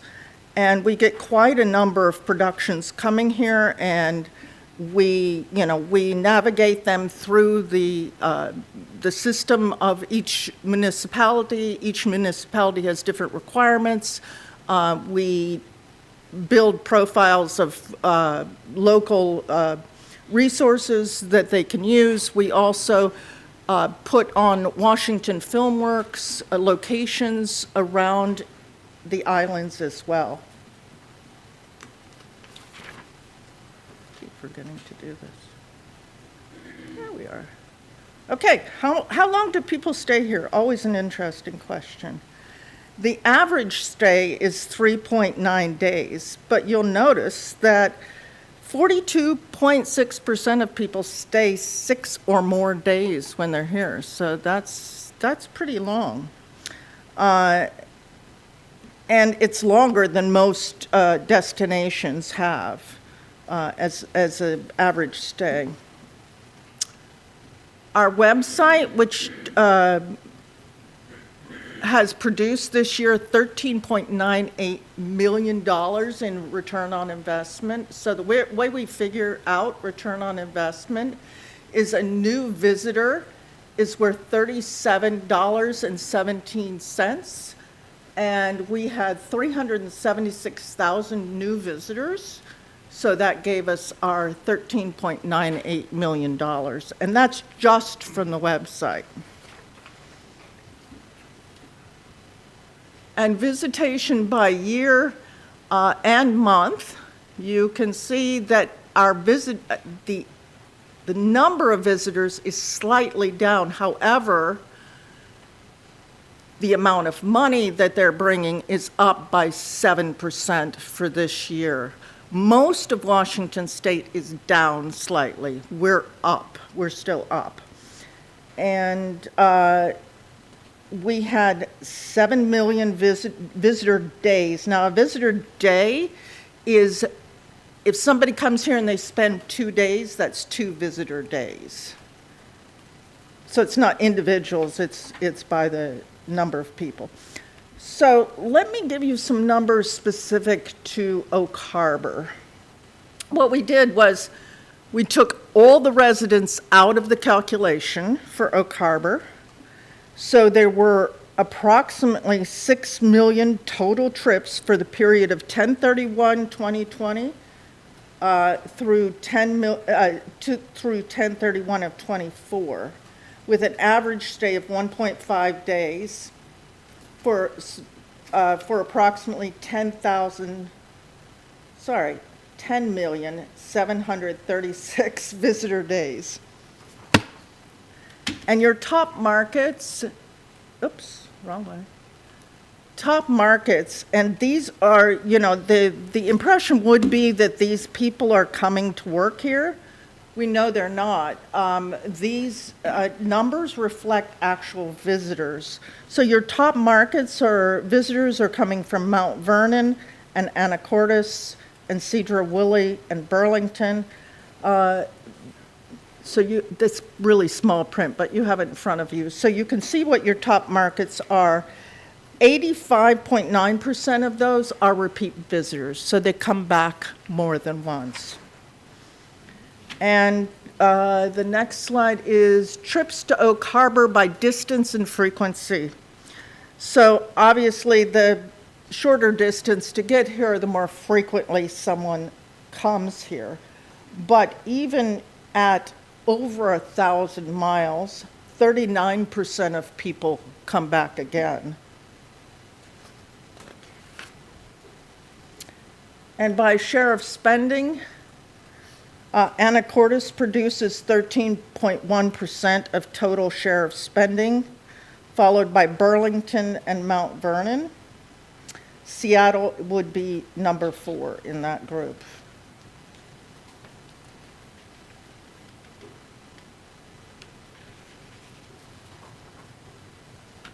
And this slide, oof, I'm so sorry. This is hard for anybody to read from this distance. But share of spending by originating city 2020 versus 24, you can see that some cities' share of spending has gone up and some down. Of note, Anacortes' share of spending has gone up by 6.12%.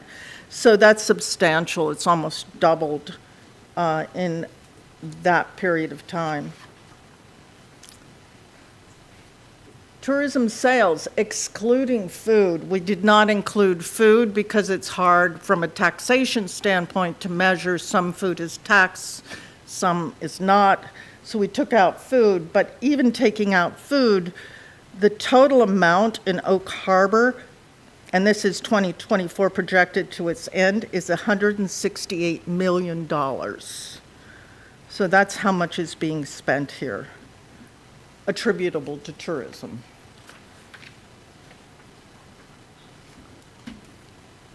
And the revenue over time, you can see from 2004 to 2024 has gone up. I gave you that number previously. And from tourism businesses, percentage of Oak Harbor sales from tourism businesses has increased substantially as well. All of tourism spending represents 28.79% of gross. So 28.97% of every dollar spent in Oak Harbor derives from tourism. And the total attributable to tourism, again, is around 165. This chart breaks it up by category, so it doesn't add up to exactly 168 because there's categories not listed here. But you can see by category what people are spending on. And these items are listed at 165,000. So that gives you a brief overview of Oak Harbor specifically and what we do, I hope. If I can answer any questions, I'm happy to. I know I ran through that very, very quickly. Thank you, Ms. Morascini. Are there any questions? Yes. The importance of tourism cannot be overestimated with regard to the growth of our city as well as the island as a rule. And so I would just state thank you for the detailed information because the numbers reflect a critical part of the support for our economy locally. It does. Thank you. Yes, Mayor Pro Tem. That was really fascinating. Thank you. I'm curious, when you say one of the bits of information you quoted was, the average stay is 3.9 days.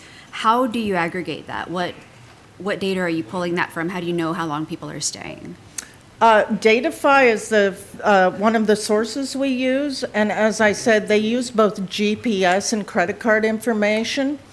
The GPS information tracks someone's, if you use anything on your phone that tells your location, they capture that data. And of course, they don't say, was that lovely lady in the pink blouse? They say, this many people did these things.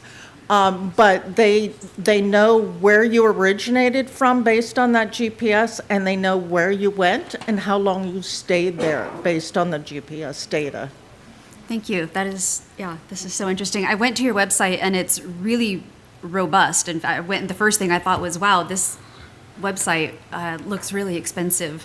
I used to build websites, so it's really robust and impressive, but I'm And no sooner did I make that observation when you mentioned the return on investment. So I'm pleased that that's a significant investment, and I'm really happy that that seems to have paid off for you. So Thank you. Thank you for the numbers. I look forward to hearing from you next year.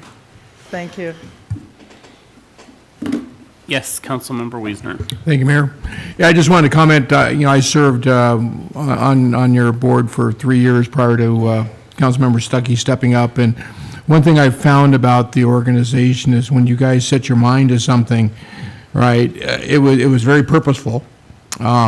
It was tending to fill a gap that we didn't have, such as the trails maps and a lot of the handheld data that you guys are putting out. I think those trails maps are available on cell phone and stuff like that. And it's kind of a small group, but you guys get together, you look at where a gap is needed, you make a plan to do it, and I think everything during my 3 years there, we ended up producing something on the backside of it. So it's not just, wasn't just pipe dreams. So, certainly appreciate what you're doing. Just one big suggestion, and it's something I don't know that I brought up when I was on the board. You brought up, all the data that you have that's available, for organizations and groups here on the island. As an island, I don't know that we've ever looked at having a centralized space for all of these organizations that put on events on the island to kind of come and collaborate.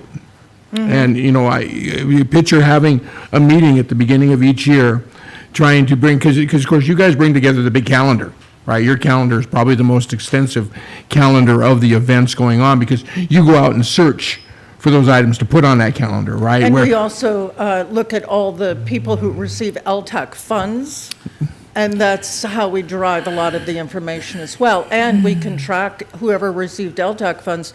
We can track we can track any event, but we can track those events specifically, and the municipalities and the county could know if the ROI for those particular events is actually there. Yeah, you see, and again, you guys go after that stuff to put on your calendar. Most of the calendar is, it's just somebody has to send in, and you got to remember, okay, do I send this to, 50 different calendars, where you guys are actually going out and gathering that. Now imagine if at the beginning of each year, if you took that calendar and you reached out to each group on that calendar and you held a meeting at the beginning of the year, what a resource that would be for all those different groups. And I think they realize how much of a resource that would be, just having all of those groups in one place that are putting on events on the island, that they would find how much commonality they have and how they have the same challenges in putting on those events and how they can help each other out. And it'd sure be nice to have some organization on the island take that lead to bring that meeting together. Well, that's a wonderful idea, and it sounds like one with EDC might be a good partner for that as well. Yep. Appreciate what you guys do, though. Very, very focused, I've always found. Thank you very much. Thank you. Anybody else? All right, well, thank you again for your presentation. Thank you. All right, we are going to move on to the citizen comment period. Citizens may comment on consent agenda items or subjects of interest not listed on the agenda at this time. Citizens will have the opportunity to comment on the remaining agenda items during the meeting as appropriate. Citizens can also visit our website prior to our meetings for methods to submit public comment or contact the city clerk, Julie Nestor, by phone or email. When submitting comments, please include your name and address. Public comments sent anonymously or from a false address will be shared with the mayor and council but will not be displayed. We received 2 new public comments since our last regular meeting, and they are displayed here.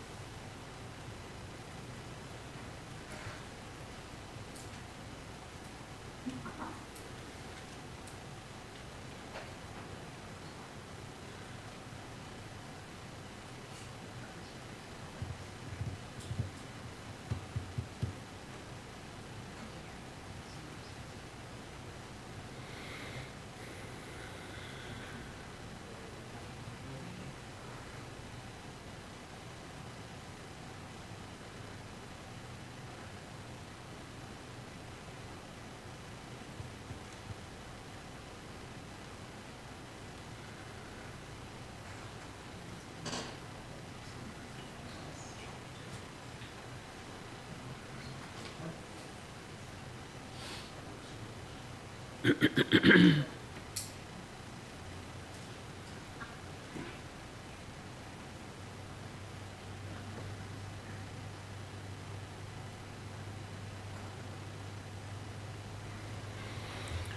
right. Comment on public hearing items will be taken when those hearings are opened. Are there any members of the public present who wish to speak to items not listed on the agenda or on the consent agenda? If so, the clerk will call your name in the order in which you signed in to speak. Please step forward to the microphone and state your name and address. Please limit your comments to 3 minutes. Mayor, first on our list is Destry McKenzie.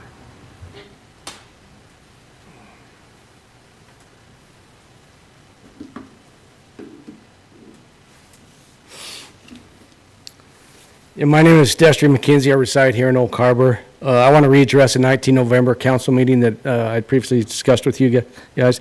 Council, I have here a code enforcement complaint initiated on 15 October of this year against Mr. Ronnie Wright. 2 enforcement officers agree that his 7.5-foot fence exceeds city code. On 17 October, Mr. Wright was made aware of this complaint via Oak Harbor City Manager. 31 October, notice of code violation was forwarded to Mr. Wright describing the offense, and if not corrected within 10 calendar days, he would be fined $250 with each day treated as a separate offense. It's been 47 days since this notice. This notice also states that Mr. Wright is trying to change city code to allow for a 7.5-foot fence. This is not what leaders do. He's abusing his position of authority to benefit himself. He cares nothing about the people of Oak Harbor. Taxpayers have recently seen this with a surprise salary increase. As per Oak Harbor City Code compliance process, Step 1, enforcement officer investigates. Step 2, report notice to violator. Step 3, notice outlines penalties, 20 days max to correct. Step 4, if not corrected, violator shall be guilty of a misdemeanor. As per the Oak Harbor City Attorney website, number 1 on the list of responsibilities is to enforce code. None of these penalties or fines are being enforced. 25 November, I was told violation would be corrected within 2 weeks. Mr. Wright was just waiting for his contractor's return from vacation. 10 December, City Communications Officer informed me that Mr. Wright's fence will not be corrected until March of 2025. I was provided no legitimate reason for this delay. However, I believe he is stalling in hopes to change city code to accommodate himself. This code is not only a city code, it's a Washington state code. A code enforcement officer told me that in his 20 years of code enforcement, he has never encountered a residential fence of this height. He also said this case will remain open until corrected. Council, code is code, regardless who violates. What makes Mr. Wright different than the rest of us taxpayers? You would think that in his position, he would know the law, code, or at least know who to ask and adhere to the law and code. Leadership by example, not in this office. Mr. Wright, the day you told my wife to shut up continues to trouble me. Do you always speak to females this way, or do you have something against Asians? You're no leader, you're a fake, and people of Oak Harbor need to know this. Thanks for listening. Thank you for your comment, Mr. McKenzie. Mayor, next on our list is, and I hope I say your name right. You don't have to do the middle one. Thank you, Rita Klein. Proud of it, but don't expect people to be able to pronounce it. My name is Rita Klein. I live at 2859 Taylor Road. I've been an active member of North Whidbey Little League since 1997. I was watching the workshop you had the other day, or today, and it occurred to me that the council and Mr. Smith and Mr. Talley are all after Hank Needham. And up until that point, there's a history of Little League with the city. And I want to read from the minute, Little League started in Oak Harbor. The first game was June 9th, 1951, at Memorial Stadium with 300 town folk in attendance. There were 4 games played that day. The next year, October 7th, 1952, council minutes reads, Ken Jensen and R. Smith stated they would like to build a baseball field on City Beach Playground for Little Leaguers, and that it would need a backstop, dugouts, and fence, and that they would also need water for the field and electricity for the PA system. Bruce Williams and Jesse Buckner was to meet with Ken Jensen and look over the city beach where they would like their ball field and get an estimated cost of having water, electricity, etc. installed. Motion by Noss that City Council grant permission for Little Leaguers to build a ball field and fence on City Beach. Second by Mailer, and carried. Oh, by the way, Gordon Cucci was one of the first players, former Oak Harbor City Mayor. I thought that was so adorable. He was adorable. They had pictures. November 4th, 1952, Mr. Buckner stated that water could be installed to the City Beach Playground for the Little Leaguers for $350. That the PSP Light Company would install service line for them, and that black dirt could be taken off Rainier Street for their ball diamond, and that county might donate their work. That's the relationship North Whidbey Little League has had for the last 72 years. We've worked together with the city. But we built those buildings down there. We built the dugouts. We put in the scoreboards. We put in the... Ms. Klein? Yeah. Am I? Oh, I'm sorry. But just want you to know that you can talk to me more about this. Mr. Stuckey, you had questions. You can, I can tell you more about it. And this is why we haven't been charged for the concession stand or the Thank you, Ms. storage. Klein. Thank you for your comments, Ms. Klein.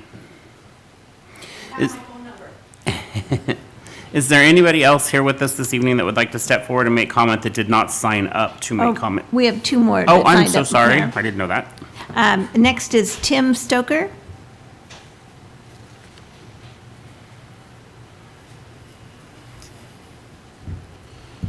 Hello. Sorry. Hello. Appreciate your time this evening. My name is Timothy Stoker, and I'm the president of North Whidbey Little League. So, to follow on a little bit of what Rita said, I think it's important to state that, you know, we're not here to try to upset anyone or cause issues or heartburn for anybody. You know, we're simply just trying to make sure that we can do what, or that we can continue to do what our mission and our goal is, really. So the mission statement is Little League is, we believe in the power of youth baseball and softball, and in my opinion, you know, all youth sports, to teach life lessons that build stronger individuals and communities. Following on that, I think for us in this day and age, it's so important that we're capturing the hearts and minds of these kids at the ages that they're starting to go wayward, and I use that term as loosely and nicely as I can.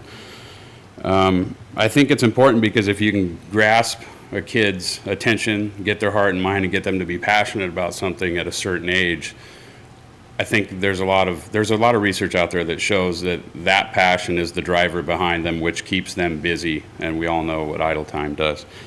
So, in short, and the long and short of this, what I'm trying to state is that, you know, we're a nonprofit, a charitable organization as a 501c3, and we operate on tight margins. And as Rita mentioned, we were viewing the workshop from, I believe it was 20th of November, sorry, and we noticed the review of the fee schedule, master fee schedule, and so on and so forth.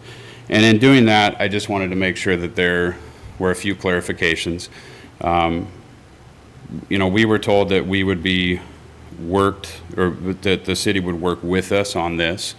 We had an initial exploration meeting in September to gather information of how we do business and how we go about things and certain dates and important items and structure and things like that, so that they could begin to build the schedule and furthermore the agreement. That was the last time that we've been that we were met with or provided with any additional information, so it was a surprise to find out what we found out. The other additional item, Rita covered some of it there, was kind of the nuance and context of the past and what it's always been. Whereas other leagues, those fields were raised by the city for those sports. The other thing was some of the comps, I think, in talking to some of the other presidents regarding the pay or the structure, I think we could be selective if we wanted to. But so South Whidbey doesn't pay for field use. They pay a nominal use for concession stand. Anacortes doesn't pay for field use. Cedro Woolley does pay. They have roughly double the teams as us and paid just less than $60K. Mr. Stoker? Yes, ma'am, I'll finish. I'm sorry, that is your 3 minutes. Absolutely. So I just wanted to say that the only comp I could find that was comparable was Burlington's, which was $6 an hour at a flat rate. And so I would just hope that moving forward we can work together in more of a team fashion and approach so that it's not hurtful to the organization's youth sports overall. Thank you very much. Thank you, Mr. Stoker. Mayor, the last person signed up on our list is Larry Eaton. Pardon me?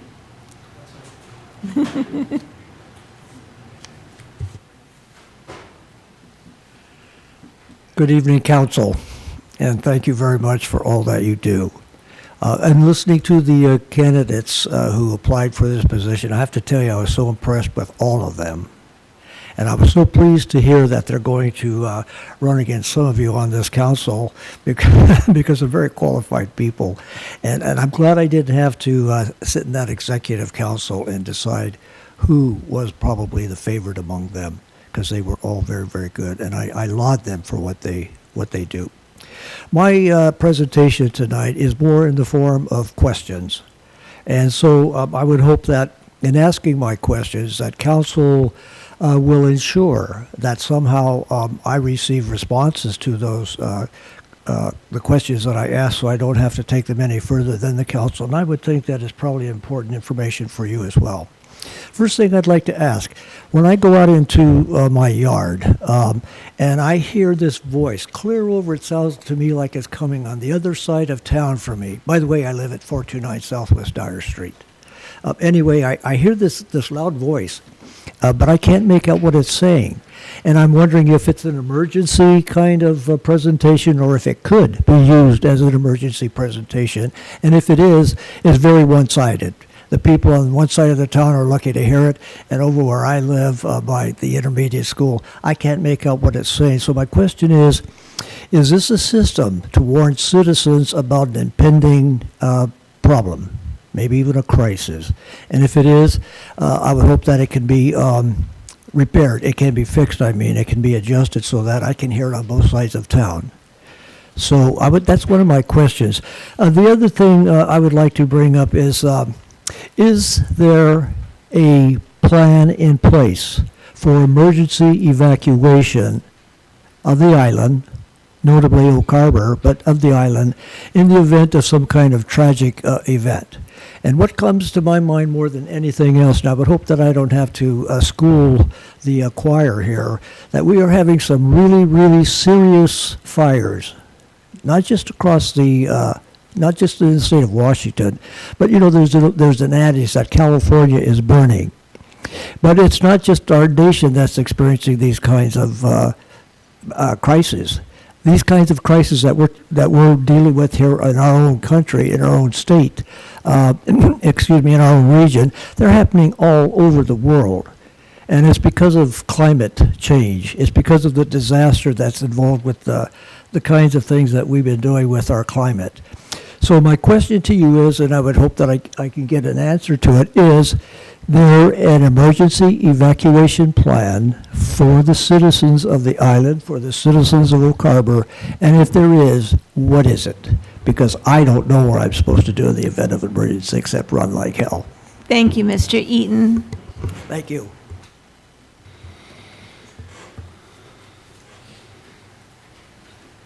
Is that everybody now, Julie? Yes, thank you, Mayor. That is all who had signed up in advance. Okay. Are there anyone else with us here this evening that would like to step forward and make public comment that has not signed up?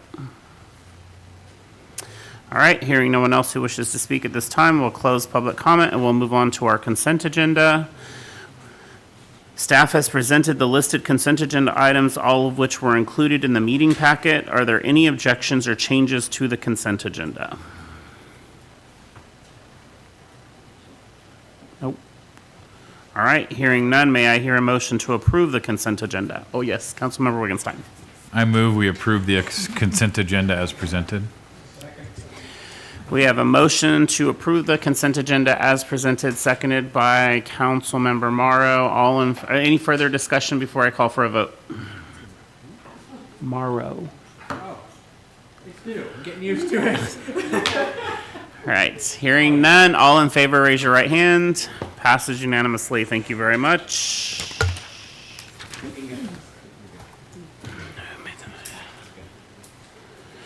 All right, we're going to move forward to mayor's comments. City council participation. Thank you to Mayor Pro Tem Heisen and members of the council for attending and participating in several local events and holiday activities, including the Festival of Trees, NAS Whidbey Island Team Whidbey Holiday Celebration, the Holiday Parade, and tree lighting. And thank you to Councilmember Arms for attending Representative Clive Shaver's town hall meeting in Coopville.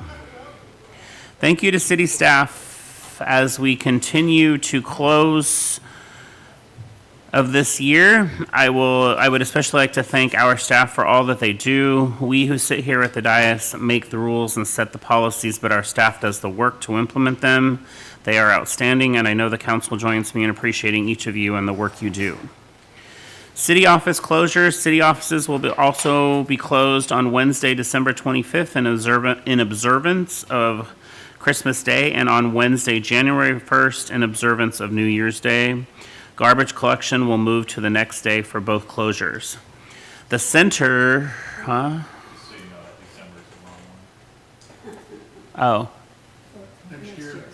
Oh, okay. I don't know. I don't do that, so. The center will also be closed on December 24th, so please make note of that.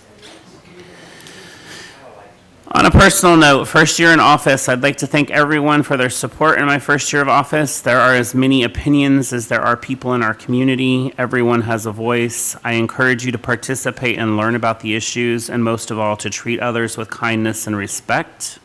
We will not always agree on an issue, but we can agree on civil discourse. We have made some great progress this year, and I look forward to the new year. We will be celebrating the end of the 2024 and the start of 2025 with the New Year's Eve fireworks at Windjammer Park.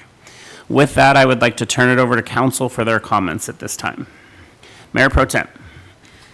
Thank you, Mayor. I wanted to address a couple of former Councilman Larry Eaton's concerns regarding emergency management. I also live in the general vicinity of Ojai, and I know what announcement voice he's talking about because I've heard it too and wondered what it is.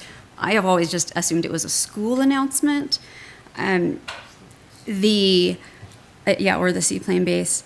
I saw our new fire chief, Chief Anderson, go out to the lobby, so he's probably out there talking to Mr. Eaton right now because I know that emergency management is his one of his pet projects. But just in case Larry watches this meeting back, I can actually answer some of those questions. First of all, Island County Emergency Management has an app, and I want everybody to know that. I'm always plugging this app. It's called Island Ready. If you search for Island Ready, it'll show the Island County logo, and you can download that app. They also have really high-tech capability in the event of an emergency, and Chief Slowick, you can correct me if I'm wrong. In the event of an emergency, a lockdown, an evacuation, a bomb threat, what they can do is they can go into a map, plug in your GPS, draw certain boundaries, and then the emergency alert system will automatically call your landline, text your phone number, everybody registered in that general vicinity. And so any public contact information you have in that vicinity that's residential, you will receive an alert of some kind. So you don't have to listen for the, barely audible announcement in a certain part of town, there is a system in place for notifying citizens. And if you download the emergency management app, then that will also help.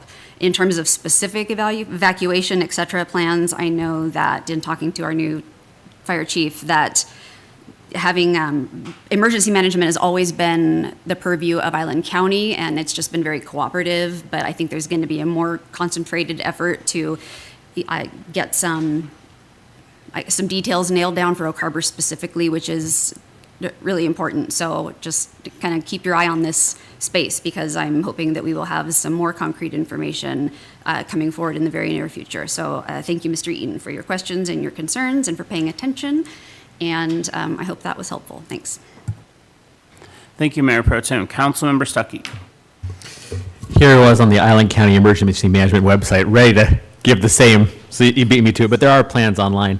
The only thing I would say is there was some information in a public comment about data of other municipalities and their fees. If someone wanted to email those to me, it would save me a little bit of legwork, and I would greatly appreciate it. Thank you. Thank you, Councilmember Stuckey. Anybody else? Councilmember Wittgenstein. Well, I just wanted to wish everybody a Merry Christmas, Happy New Year, you know, all that good stuff. Ho, ho, ho, ho, something like that, right? That's just part of it. That's just because it's the holidays, right? And I want to thank everybody who came out and interviewed for this open position, having gone through that just last year myself. It can be an experience, and it's well worth it, and everybody did an amazing job. Real proud to be a citizen of Oak Harbor, and knowing who we all have out there willing to stand up and represent and be a part of our solutions. So extremely grateful for that. But yeah, just want to wish everybody a Merry Christmas. Making the speakers, both bases do it at the exact same time. So if you're sitting in my house, you get it in stereo, and you still can't understand what they're saying. Thank you, Councilmember Wittgenstein. Anybody else for the good of the order? Councilmember Morrow. Yes, I wanted to express my thanks to the council members for selection to the council, and I'm humbled and honored and delighted and overwhelmed to an extent all at the same time, but I'm determined and pledged to everybody on the council and in the city will get their money's worth out of me. Not necessarily dollars speaking, but just in quantity and quality. Thank you very much. Anybody else for the good of the order? All right, hearing nothing, we're going to move on to public hearings and meetings. First up is ordinance number 2014, amendment number 9 to the 2023-2024 biennial budget. And here to introduce the topic is our Deputy City Administrator and Finance Director, David Goldman.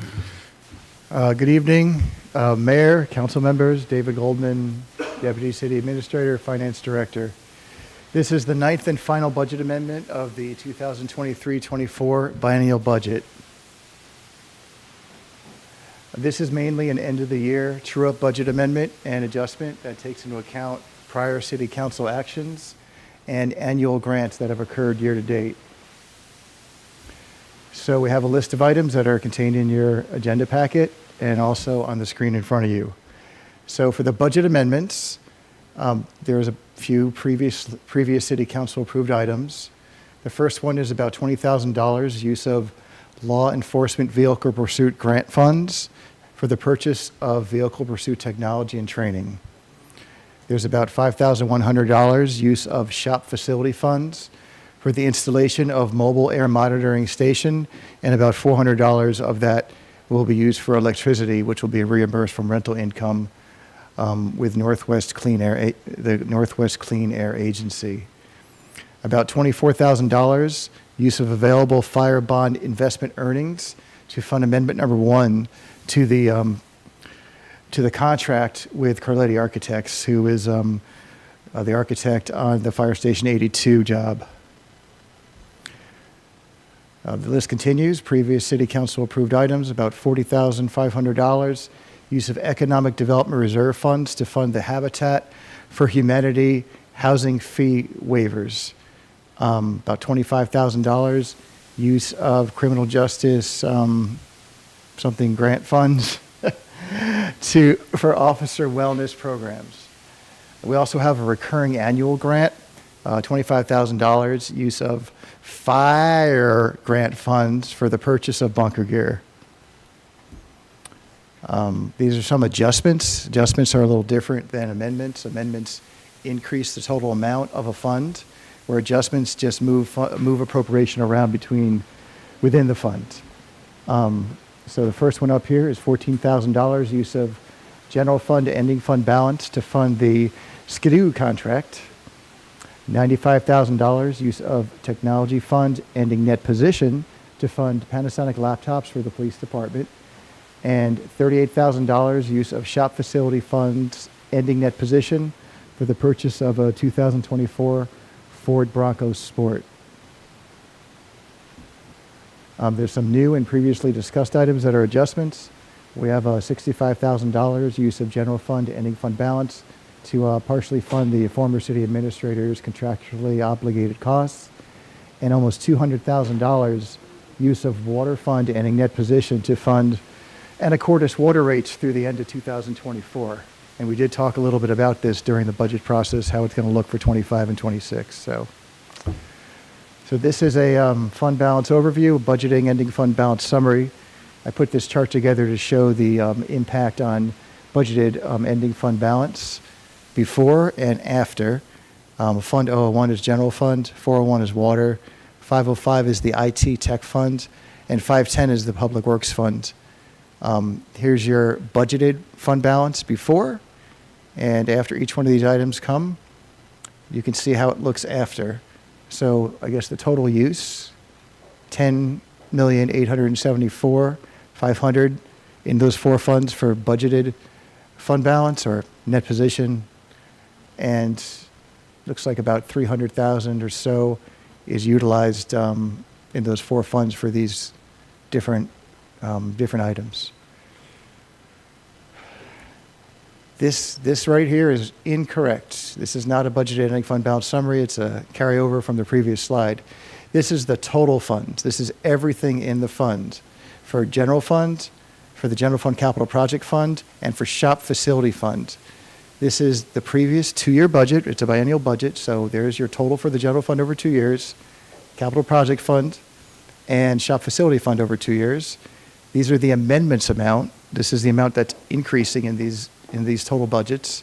And here's what the amended budget looks like after those amendments. So those between those three funds, we're looking at $140,000 or so increase or amendment. So with that, the recommendation is to hold a public hearing on ordinance 2014, and there's a recommended motion for you to consider. Thank you. Thank you, David. At this time, I will open the public hearing, and I will confirm with our city clerk, Julie Nestor, that we've received no public comment on this issue. That's correct, Mayor. No public comments were received. All right, and at this time, I would request any additional or public comment from those gathered here tonight that did not sign up to make comment. Is there anyone that would like to step forward and make comment on this issue? All right, hearing none, I will close the public hearing and call upon council for their questions and comments. No questions, no comments. I would entertain a motion. Councilmember Wittgenstein. I move to adopt ordinance number 2014, budget amendment number 9, amending the 2023-2024 biennial budget, adopting an updated wage and salary schedule and plan of classification.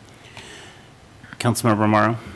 I second the motion. Great. So we have a motion as presented by Councilmember Wittgenstein, seconded by Councilmember Morrow. Is there any further discussion before I call for a vote? Hearing none, all in favor, raise your right hand. Passes unanimously. Thank you very much. Thank you. Just like that. We're going to move forward to contracts and agreements. We have the Axon body-worn camera and digital evidence storage 5-year purchasing agreement, and here to introduce that topic is our Chief of Police, Tony Slowick. Stamp that baby. Just stamp that baby. All right, good evening, Mayor and City Council. So I'm here to talk about the Axon body-worn camera, our body-worn and digital evidence storage for a 5-year purchase agreement. So some history is that in 2019, the police department identified a need for body-worn cameras. Over the next 6 months, police staff researched numerous camera systems, reviewed camera durability, warranties, video quality, battery life, and in the end of the process, identified Axon as the preferred equipment. In 2022, August of 2022, the City Council approved a five-year contract for body-worn cameras, support equipment, licensing, cloud-based evidence storage. In 2024, the police department secured a grant and replaced all of our body-worn cameras on a grant. And what brings us today is that we have a need for additional digital evidence storage capacity. So body-worn cameras have provided us improved police legitimacy, enhanced transparency with the community, aided investigations, resolved citizen complaints, provided scene documentation, reduced officers' time in court, and improved prosecution. Video evidence, or the cloud-based storage, is really the key to how we store our data. There's a compliancy and regulatory requirements that we have, but also the fact that we have to retain data based off of the types of crime, the types of contact. Some data can never be deleted. Some data is kept for example, a traffic stop is kept for 90 days, while a felony arrest could be kept for 10 years. So it all depends on what type of data is and when it gets removed from the system. So additionally, we have an increase in licenses that we, because of staffing, that we have needs for. When we first bought the systems, the licensing, we had a lot of shared licenses. We no longer can do shared licenses for CJIS compliance. We found that we're now currently creating about 1 terabyte of data every 5 months. So currently we have about 7.8 terabytes of data that we have contracted out. We exceeded that limit in 2022. We exceeded what our 4.5 terabytes was what we initially contracted for data for.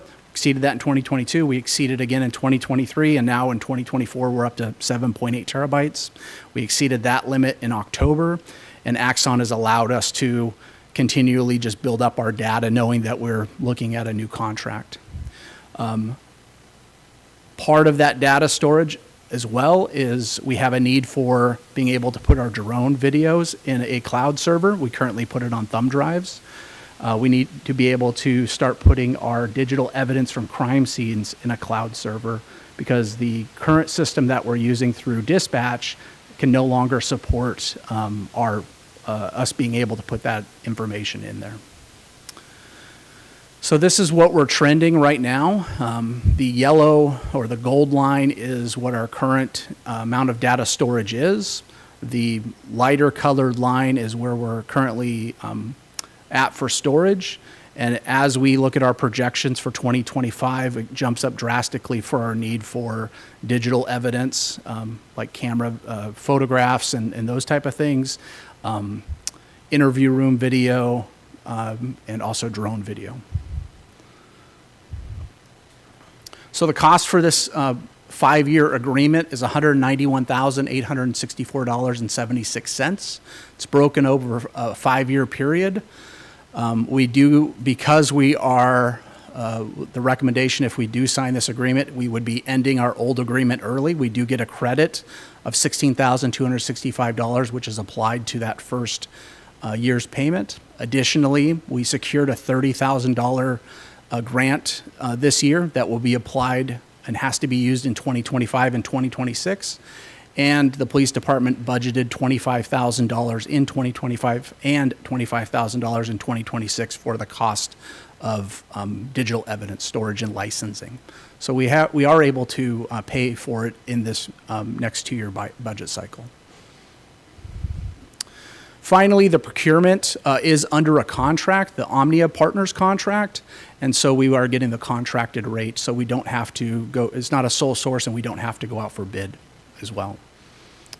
So I'm happy to answer any questions, and the recommended motion is on the screen.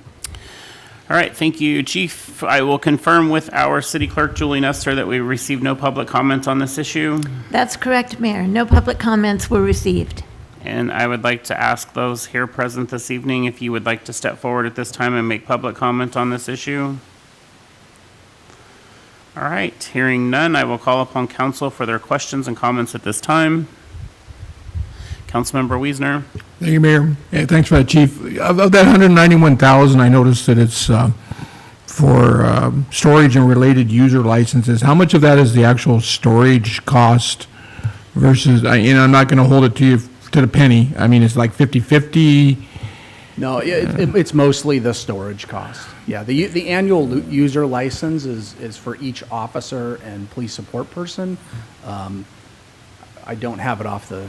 But to think that maybe 150,000 or more of this is actual storage Most cost. of it is the cost of the CJIS compliant storage. And I mean, do the cameras directly then integrate with Axon? Is that why we're using the Axon storage? Certainly. So there's a few things that we get as a benefit for this product. Not only is it the storage, our cameras automatically upload that video. They track the video, and GPS tracks the video as well.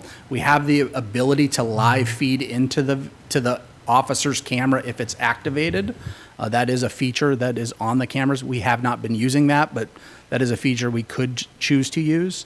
The other part is it offers redaction software that are, when we need to actually redact body-worn camera to do public records request, that software is built into the cost of the agreement that we have as well. Finally, the sharing of video, either to the public or to our prosecutor's office, is all through that one portal, and we don't have to go and create a new pathway or redundant system to share the video if it's a public records request or if it's a criminal case that's being provided to the prosecutor.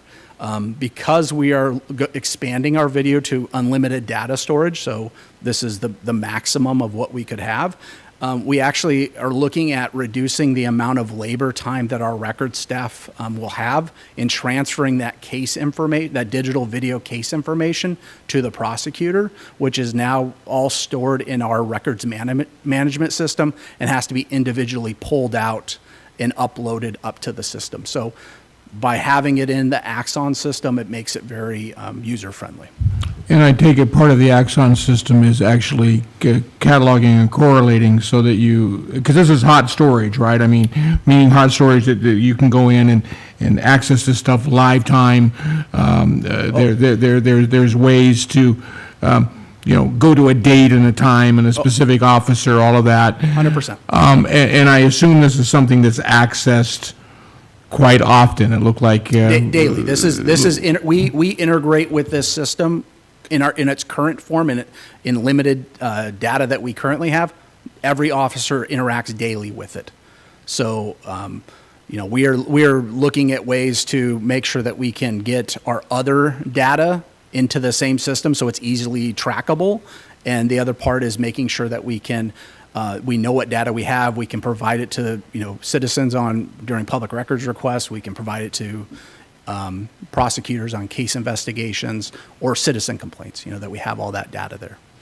Okay. And the reason for this, I thought it's important for everybody to understand, because anybody who has any cloud storage knows that they're probably paying about $100 a year a terabyte, right? Certainly. But that's cold storage. It's not. They charge you, for accessing it. It's not cataloged. It's not integrated. And we're talking about thousands and thousands of hours of video that not only gets integrated, stored, but then is readily accessible and cataloged for you as part of this entire system. It's not just cloud storage. That's correct. And when you're talking about hundreds of hundreds of terabytes. I mean, it's a lot of data, and it's real time. It can be uploaded through Wi-Fi, all of those things. The other piece of it is the CJIS, or criminal justice security requirements that go along with this that the FBI imposes. So this data has to be encrypted as it's being released from the device to the cloud storage. The transmission of it in either through email or through a download has to be encrypted. There's a lot of regulatory things that go into that. Thank you, Chief. Yeah. Any other questions or comments? Yes, Councilmember Morrow. The need for efficient storage is obvious with regard to the data. But what really concerns me, not necessarily from this particular situation, but the encryption part and the data security is hugely important. And what is agreed upon now may not really be executed the same way 5 years down the road or whatever. So I just wanted to voice that I'm strongly in favor of this, but I'm mindful of the fact that just because something is secure now, no matter where you've got it stored, doesn't mean it will be forever. So that's just an observation and an opinion. Thank you. Thank you, Councilmember Morrow. Anybody else for the good of the order? Yes, Councilmember Stuckey. Make the motion to authorize the mayor to sign the purchase agreement with Axon Enterprise, Inc. for body-worn and digital evidence storage and related user licenses for the police department not exceeding $191,864.76 over the 5-year period. We have a motion as presented by Councilmember Stuckey, seconded by Councilmember Wiesner. Is there any further discussion before I call for a vote? Hearing none, all in favor, raise your right hand. Passes unanimously. Thank you very much. Moving on to professional services agreement with FCS Group for impact fees. Introducing Deputy City Administrator David Goldman to present and introduce the consultant. Please stand by.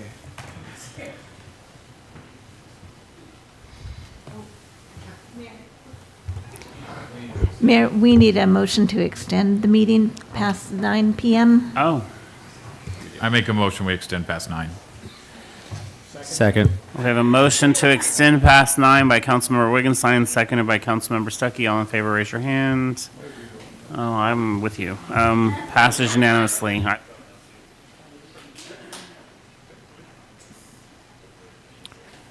Okay, good evening. This item will be on the update to the city's impact fees. Joining us is John Garagucci from the FCS Group, who is available to answer questions at the conclusion of the presentation.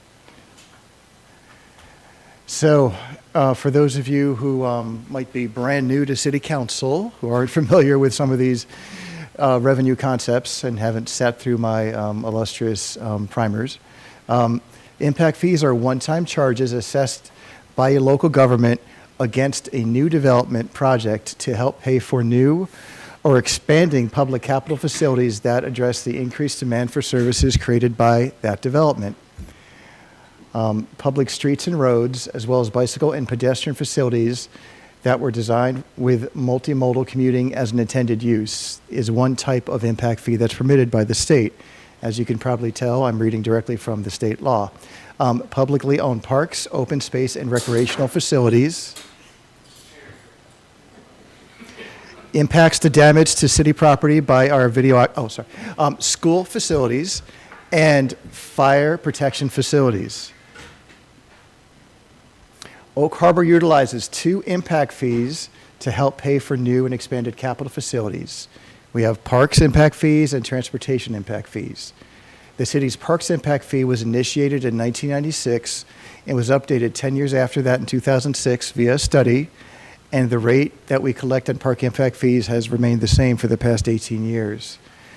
The city's transportation impact fee was initiated in 1997, and that rate is unchanged from that date, or been the same for 27 years. So here's a little bit of a background on impact fees. Since our impact fees were last adopted those many years ago, state law has changed to require impact fees to be scalable, meaning that if you're charging an impact fee, you'd have to take into account the size of the unit, whether that's number of bedrooms or square footage or whatnot. But the law does indicate that you need to be taking that into consideration. So there'll be differential charges depending on the size of the unit, and that more details will, of course, be worked on during the study if the council approves to move forward. Impact fees can also take into account city goals such as increasing affordable housing. State law also permits, like I said before, fire and school impact fees. There is a shortage of adequate state intergovernmental funds for growth related to infrastructure and facilities, specifically transportation, as I've mentioned during the budget process numerous times. The consultant will include options for all 4 of the different impact fees in the study and suggest methodological changes to incorporate those requirements in the bullets on the top of the slide. And they will use accepted methodologies, taking into account Oak Harbor's unique circumstances. So a request for proposals for impact fee study was published in April of 2024. The FCS group, it's now a Bowman company, was selected. They had the highest scores from all the raters, and they also happened to have the lowest responsible bid. They are familiar with the city. They worked previously with the city on the utility rates. If the council decides to move forward with this, the work will commence next month and is scheduled to be completed midsummer 2025. And any new or updated rates will require council approval, and the idea would be if council does approve updated or new impact fees, those would take effect in January of 2026. So there is some future activity regarding some of these impact fees, specifically the transportation impact fees. Over the next 2 years, staff will work on the transportation element of the comprehensive plan and a 20-year capital improvement program. This will affect city transportation needs and may affect transportation impact fees. We will bring any potential changes to impact fees to city council consideration when that work is complete, if there indeed are any changes. I have some data regarding impact fees.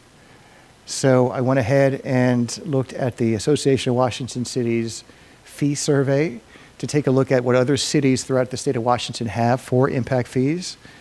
The 4 impact fees are located on the left: the fire, parks, schools, and transportation. And out of the 142 cities that responded to the survey, because there are more cities than that in Washington, they just didn't respond to the survey,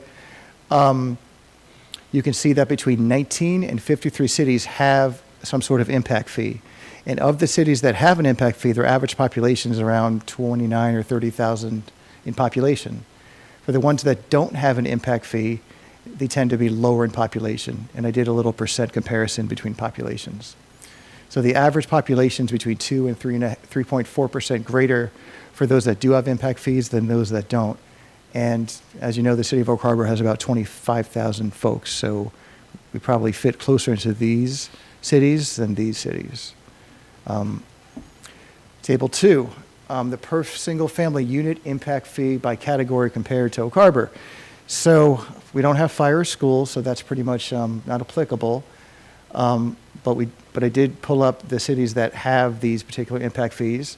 I pulled up their average population, and I also have their average fee. For fire protection, school, there's your average fee. There's no comparison to Oak Harbor. We don't have those. But for parks, our average fee, the average fee of these 47 cities is $3,619.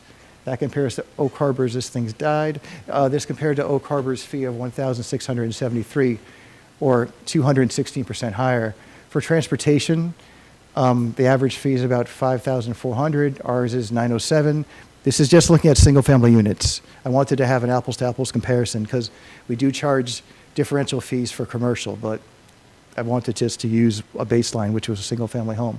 So anyway, for the transportation, you can see that the average fee of those 38 cities is about 6 times the amount that that Oak Harbor charges for transportation from that fee that's been the same for a number of years.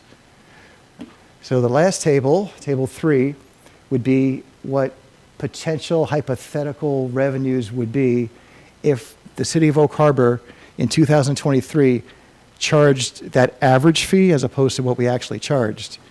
So what we actually brought in 2023 for parks and for parks fee is $80,000.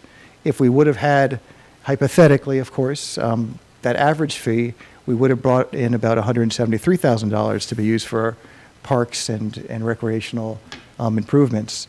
As far as the transportation fee goes, in 2023, the city of Oak Harbor brought in about $52,000. And if the Oak Harbor transportation fee was hypothetically at that average fee, we would have brought in $310,000, which could be used for transportation improvements. Obviously, we can't just wave a magic wand and say, that's our fee. We have to do the study per state law and make sure we have something legally defensible that relies on an accepted methodology in order to look at whatever our fees might be. So that's the whole purpose of hiring a consultant who's an expert in this field to provide us that service. So with that, I have a suggested motion here. I'm also available to field any questions you may have, and we also have the consultant on the call as well. David, thank you for your presentation. I will confirm with our city clerk, Julie Nestor, that we've received no public comment on this issue. That's correct, Mayor. No public comment was received. Great. And is there anyone that is here with us this evening that would like to step forward and make comment on this issue? Now is the time to do so. All right, hearing none, I will call upon council for their questions and comments at this time. Councilmember Stuckey. I think you answered it in the last 10 seconds of your presentation there. Okay. But I want to make sure I'm correct here. So this cannot be done internally. We are required by Washington State to hire a consultant. We're not hired by Washington State to hire a consultant, but we don't have the expertise internally with all the changes to state law that have occurred over the past few decades to be able to calculate a differential fee and put the information that we need to be able to do this in-house. That's why we're recommending we get a consultant who's an expert in this field to be able to help us out with coming up with these updated fees. You can't do it, huh? No. Okay. I guess that's my question.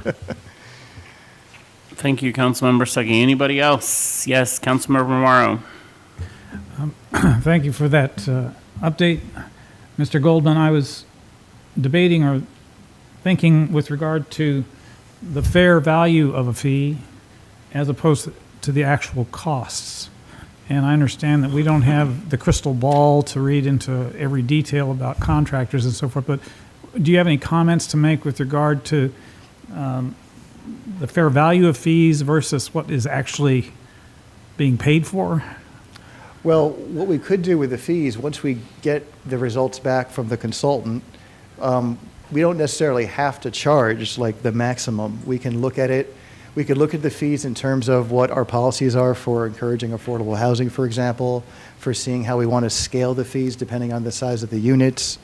And we could make adjustments for that so we can, make it more aligned or more equitable to the actual units or square footage being developed. So, but the entire purpose of the fee is to have the development that's coming into town pay for the impacts it'll have on city infrastructure. Otherwise, if it's not there, that would mean the existing taxpayers would, it would just come out of, existing taxpayer money or other revenues that we have instead of it coming from the direct impacts or the calculated impacts of the development that's having the impact on the city infrastructure, whether it be transportation or parks or what's the other one? Fire. And then schools too is the fourth one. So. Okay, thank you for that clarification. That's an excellent answer. Thank you, Councilmember Morrow. Councilmember Wiesner. Thank you, Mayor. And thanks for that, David. Just so I'm clear, the average population calculations that you came up with, did that include like Seattle and Everett and? It included all the cities 142 cities that responded to the survey. There was over 200 cities and towns throughout Washington, so I'm not even sure if Seattle responded because I've looked at past surveys and I've noticed that for some reason they just don't respond. But they may have responded to this. I didn't memorize all the cities. Well, because comparisons are important, right? Because, what we don't want to do is we don't want to be that city that nobody wants to build in because of our impact fees being so high, right? So comparisons are important. So I was just wondering that because obviously that would really skew, right, those populations, right? If you bring in a city with a population of a million and bunch of cities of 10,000, next thing you know, you end up with an average population. Yeah, I guess the challenge to the consultants here, right, is, just to put, my thoughts clearly, if we took just the average fees, right, and we said we were going to invoke these average fees, it would add basically $15,000 per single-family home to our impact fees. And I'm not saying that we're going to do that, right? I'm just saying that since we don't have a fire impact fee, which we probably should have, we don't have a school impact fee, which we probably should have. I remember when we added the park impact fee, we used to not have a park impact fee, and we added that. But total, you're talking about, if we just took that average and we said, okay, we're going to be the average of the other cities around the same population, it's $15,000 per home. If the new one, you're talking about including the schools and the fire. Yeah, I see. Yeah. So here's the challenge for the consultants, since you guys are here to listen to us, right? The challenge is, how do we use this as another tool to help promote affordable housing, right? How do we take and make impact fees additional costs that we're going to impose, on the construction of homes? How do we turn that into a positive? Right? That's the challenge that you guys have. And I mean, I think that the answer we're going to be looking for is, how do we make this help us with our current dilemma of non-affordable housing? How do we continue the march and the things we've been saying that we want to do, which is to help make more affordable housing, and at the same time toss a additional fee on construction? How do we use it to guide the builders to build the type of units that we're needing in our community? We're talking about, wanting to redevelop, for example. We're talking about wanting to tear down buildings that aren't using maximum density and replace those with buildings with maximum density, right? How do we accomplish all of that? So I'm really going to be looking at a tie-in to this comp plan that we're working with about what the future vision of Oak Harbor is going to be, and using these impact fees to help drive that and coincide that with that vision, instead of doing the opposite. Because you can see how quickly they could do the opposite, right? If we just go out there and say, okay, we're adding $15,000 to the construction of every single family home, that is obviously going to be the opposite of what we're trying to achieve when we talk about affordable housing.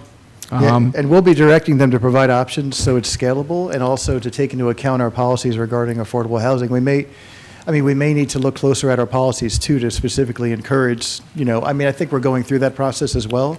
But It might be something that we can either tweak or adopt and make sure that it gets into the study. Yeah, for sure. Yeah, because that's the challenge you have. And again, I don't want to leave redevelopment off the table, right? Because the reality is, we're banking heavily on redevelopment in the updated comp plan. I mean, in the commercial side of things, which impact fees in commercial can be very discouraging. Yeah.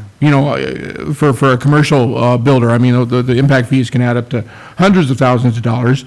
Yeah, we're talking in our comp plan that we expect 50% of our commercial to be redeveloped. That's the county-wide planning policy. That's the number that we're forced to use in our 20-year comp plan. And, you start coming along with a couple $100,000 impact fee, to tear down an existing building and build a new building. What are you going to do? You're going to remodel the old building, and then you're going to continue to have an underutilized space, which is then going to put us in quite a situation, because all of our numbers are based upon these countywide planning policies. So, take a deep dive into that conversation we're having with countywide planning policies and this comp plan. And, I'm expecting the suggestions to come back to circle around that other conversation, because otherwise we're just being anti-productive by creating a plan and then implementing new fees that are not going to be conducive to that plan. Yeah, this is a nationwide discussion that occurs in cities throughout the country. The Urban Land Institute has studies on impact fees. It's kind of like a push-pull. You want to bring in funds so you can make sure the streets are, like the traffic doesn't build up and you have appropriate infrastructure for the streets and for the parks and all that, but you also don't want to have it to such an extent where you're discouraging development. So it's kind of a balancing act. It's a tough one because, you know, having good streets and having a good environment raises property values, right? Which does make it so that you makes sense for redevelopment, because when you have higher property values, then redevelopment of an existing building does make sense, because tearing it down is an expensive cost. But, you know, again, property values drive that. So having good streets, having good infrastructure, having a good fire department, a good police department, all of that drives property values, which does make things less affordable, right, for some folks, but at the same time makes stuff more desirable, which does typically bring a developer. So it's going to be a push-pull, and I don't envy them coming up with the suggestions, because of course our pushback is going to be, we've been sitting up here talking for the last 7 years about creating more affordable housing in our community, and then we're going to turn around and we're going to talk about raising a fee on that housing, new construction. So interesting to see what innovative and great ideas our teams come up with here. So thank you. Anybody else for the good of the order on this issue? Councilmember Marshall. Thank you, Mayor. I think Councilmember Wiesner expressed my concerns very eloquently. And one of the other, I guess, frustrations I have, I guess for lack of a better term, is we put these things off for so long. And David, I commend you for bringing this forward and saying, okay, this is a funding mechanism and it's something that we need to explore. But I'm just going to voice my frustration in that we haven't done this in almost 20 years. You know, and then we get to the point where we are now almost 600% behind the average, and then we have to look at making this up in these big chunks. And so I don't want to put barriers to creating affordable housing. I don't want to not be able to fund our parks and our streets and our fire department and our schools. I guess my only encouragement is let's continue to have these conversations periodically, have these reviews every, 3-4 years, as opposed to just waiting 20 years and then we're 600% behind. And then we're having to massively increase our fees in order to catch up with where the rest of our comparables are.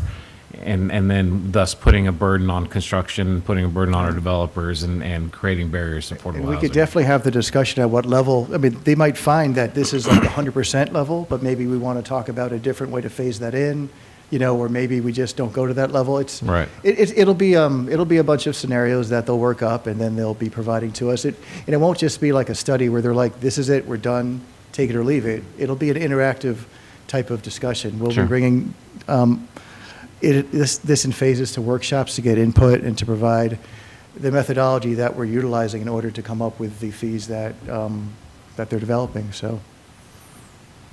And could part of that potentially look at projected fees later down, what we may have to do in upcoming years in order to keep at current rates or to make sure that we are not falling behind again? I'll look into that. I have to look at Okay. the statement of work, but yeah, Okay.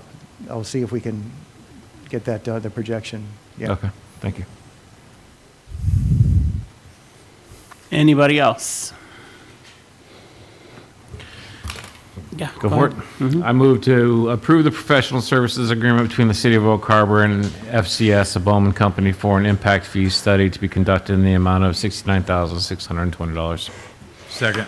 Okay, we have a motion as presented by Councilmember Marshall, seconded by Councilmember Wigginstein. Is there any further discussion before I call for a vote? Hearing none, all in favor, please raise your right hand. Passes unanimously. Thank you very much. Moving on to approval of a professional services agreement with Kelly Create for information technology support services. Here to introduce this topic is our Executive Services Coordinator and IT Manager, Mikhail Finkel. Good evening, Council. Actually, the next two items will deal with our information technology support services. Jim? Oh, okay. So the first one, as Mayor mentioned, is the approval of a professional services agreement with Kelly Create. The current contract for city IT services was entered into in 2019. It was extended or amended twice, and the extended expiration date is December 31st of '24. Over the past year, both the city and the vendor experienced some organizational changes. And just after a 5-year contract, staff decided it was time to go out go out for a request for proposal for these services. Vendors were solicited from the Municipal Research Services Center rosters. Notice was advertised in the Whidbey News-Times, the Daily Journal of Commerce, and a number of other online resources. Procurement staff also contacted a number of firms that had reached out to us over the past year to let them know that when the RFP was opening. It was open for approximately 30 days. The city received 4 proposals before the 1 p.m. deadline on November 12th. An additional 3 proposals were received but could not be opened because they were received after that deadline. So an evaluation team, which included 3 staff members and an external IT professional, reviewed the reviewed the proposals. The evaluation team reviewed the written proposals as well as conducted virtual interviews. This slide shows a snapshot of the evaluation criteria. Experience, quality, and cost value are the main factors in this process. Staff did anticipate a cost increase because the existing rates had not been adjusted since 2020. The top-ranked proposal was received from Kelly Create, and a copy of their submission was included in your agenda materials. The staff then negotiated a proposed contract with the vendor, and we came up with a 4-year contract with an optional renewal. This aligns with the city's biennial budget cycles. We have increased some of the custom security and continuity services, thank you, Mayor, and it's scalable for the managed support services. There'll be a dedicated team of 8 individuals, and they are requesting a 45-day transition period. Monthly expenses in the first year are expected to be $24,668, and annual adjustments will be at 5%. These expenses are paid out of our tech fund, which is spread out across citywide budgets. The annual contract pricing for 1 year of $296,256 is an increase over the 2024 expense, which was about $215,000. The tech fund's professional services line for 2025 is budgeted at $929,600. Any cost savings realized out of that fund for the next year will mitigate the future budget amendment request. So with that, I have a recommended motion to authorize the mayor to sign a professional services agreement with Kelly Crate for information technology support services. Are there any Great. questions? Thank you for that presentation, Mikhail. I will confirm with our city clerk, Julie Nestor, that we received no public comment on this issue. That's correct, Mayor. No public comments were received. Great. And then I would just now ask those here with us this evening, if you'd like to step forward and make comment on this issue, now is the time to do so. All right, hearing none, I will call upon council for their questions or comments at this time, and we have Councilmember Stuckey. So I understand the rate's going up because it hasn't been redone since 2020. But since we have a cyber security admin, shouldn't that be taking over some of the duties? There'd be a reduced cost, even despite it being a few years? So our cybersecurity administrator has been here for approximately 2 months. So with this contract, we believe over the next year we will be able to bring some of those, some items in-house once it allows. The contract is scalable. If, in the agenda packet, the support services could be reduced up to 50%. There's a certain items that are non-cancelable and require a 3-year service contract, but there are other things that can be reduced, and that will be with 60 days notice to the vendor. So we do anticipate bringing some stuff in-house. We just couldn't do it by the end of the year. Would it be inappropriate, since our admin is in the room, to get an opinion I mean, is this something that you think you might be able to take on some of these duties? I mean, Yes, sir. So, Just introduce yourself. Good evening. I'm Anthony Spears. I'm the cybersecurity administrator for the city of Oak Harbor. So, yes, we do intend on bringing as many services as we can in-house over the next 365 days. Looking at bringing things like security awareness training in-house. I have already deployed some security monitoring software that we're starting to work with. However, these things do take time and they are a process, and as of right now, I'm a one-man team. So as we bring those services in-house, we will reduce the cost of the contract. Does that answer your question, Councilmember? it does. I'm just making sure we don't get anything long-term that could potentially reduce that amount. Obviously, we have you, which is wonderful. We have a salary to pay, and it would be nice to reduce that contract if we're going to bring more stuff in-house, as opposed to having that full-blown and you as well.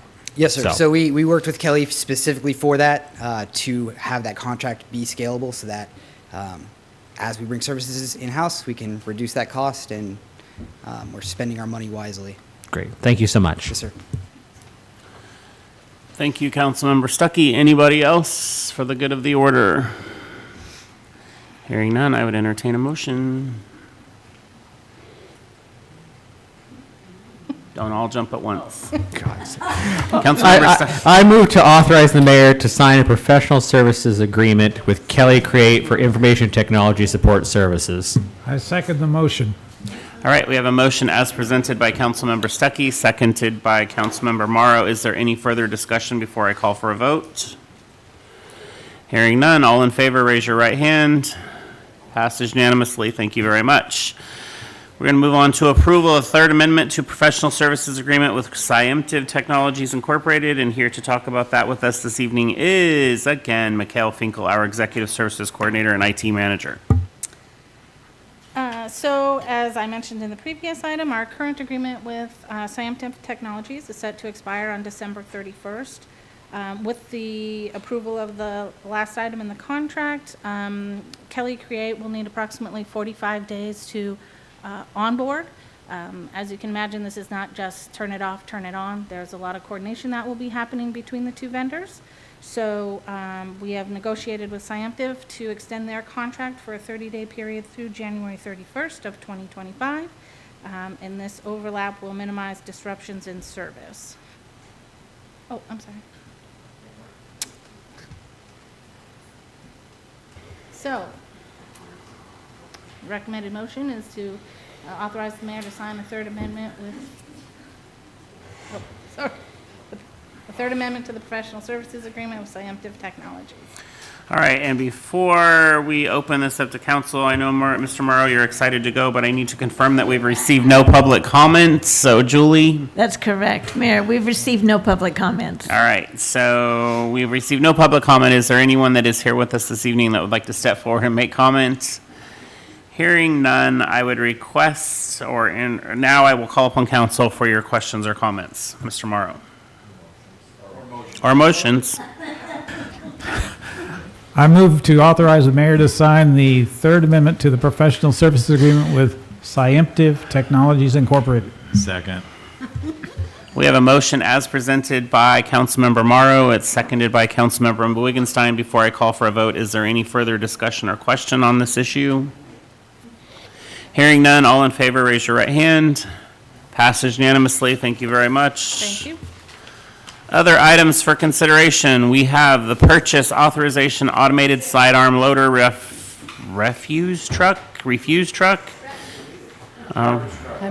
whatever. Can't we just say garbage truck? Let's just call it what it is. Can't we just say garbage truck? Here to introduce that topic this evening is our Central Services Manager, Sandra Place. Good evening, Mayor, City Council members, Sandra Place, Central Services Manager, and I will be presenting, as the Mayor said, the purchase authorization for the automated sidearm loader. So I did change up the slides just a tad bit, so you'll have to bear with me. Actually, I do have an updated one in there. It's called the revised one. Would you mind throwing that one up, please? I don't sing very well. Not like Mayor Pro Tem Heisen, but Oh, or Councilmember? Is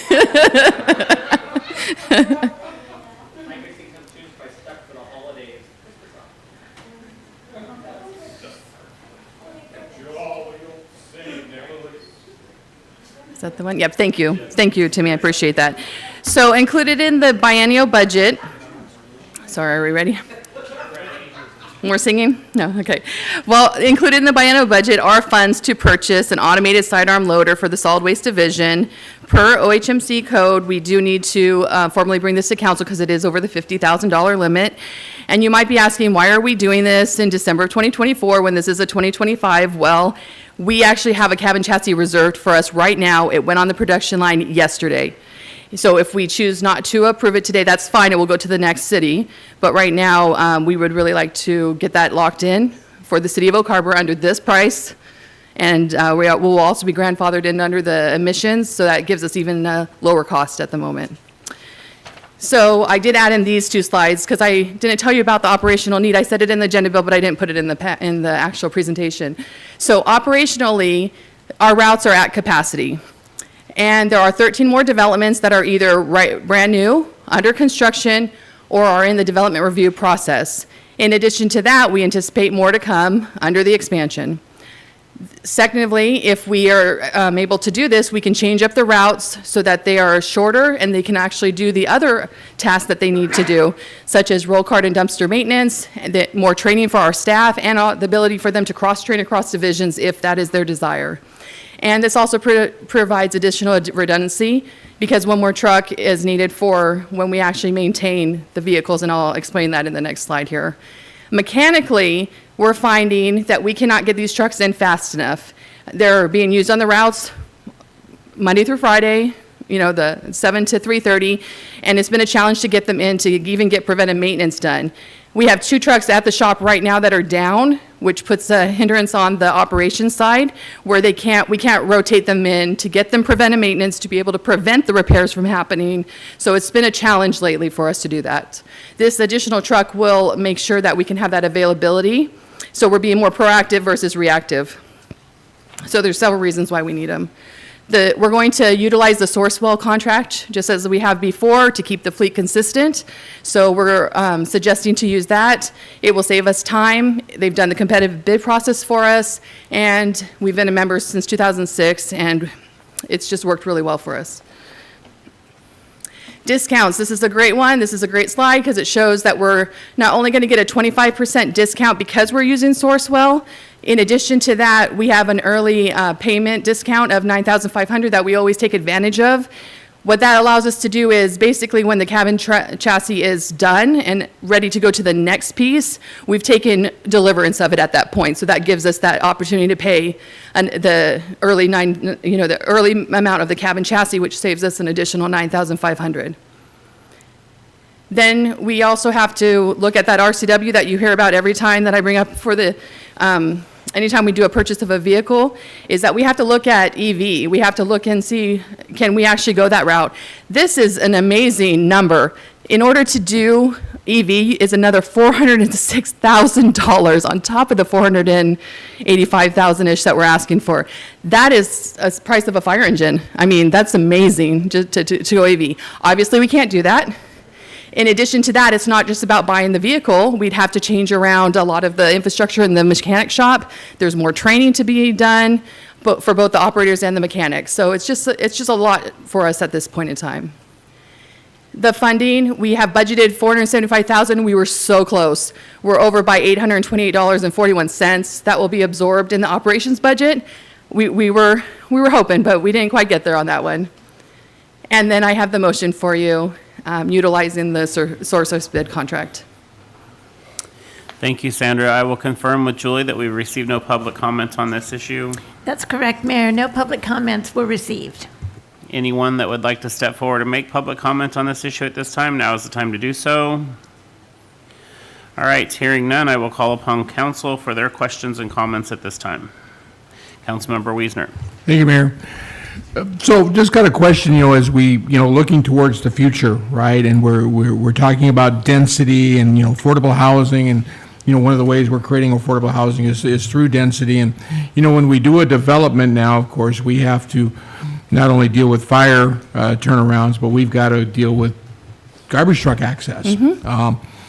And so I'm just kind of curious, have we ever looking to the future, right? Have we ever looked at the concept of smaller garbage trucks for some of those routes, right? I mean, for an example, I just did a pre-app this morning on a 53-unit development, and we could probably fit another 3, maybe 4 units into that development if we didn't have to deal with a large turnaround area for a garbage truck to come in, be able to access the dumpster, back out, and then on top of that, doing a centralized large dumpster isn't as convenient for the people who live in there, right? Because somebody's got to walk all the way from one end of the development to the other versus putting smaller dumpsters in multiple places in a development. But again, it's hard to do that when you're having to create a fairly large spot for a fairly large truck to get in there to pick up those dumpsters. So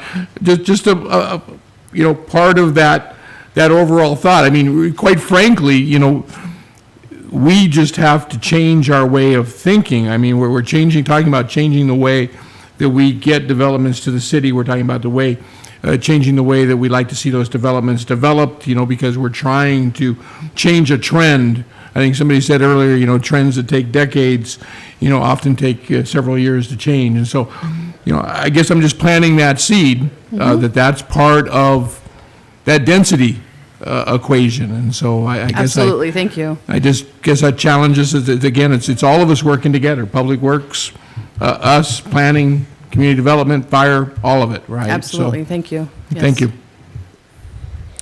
Anybody else for the good of the order? Hearing none, I would entertain a motion.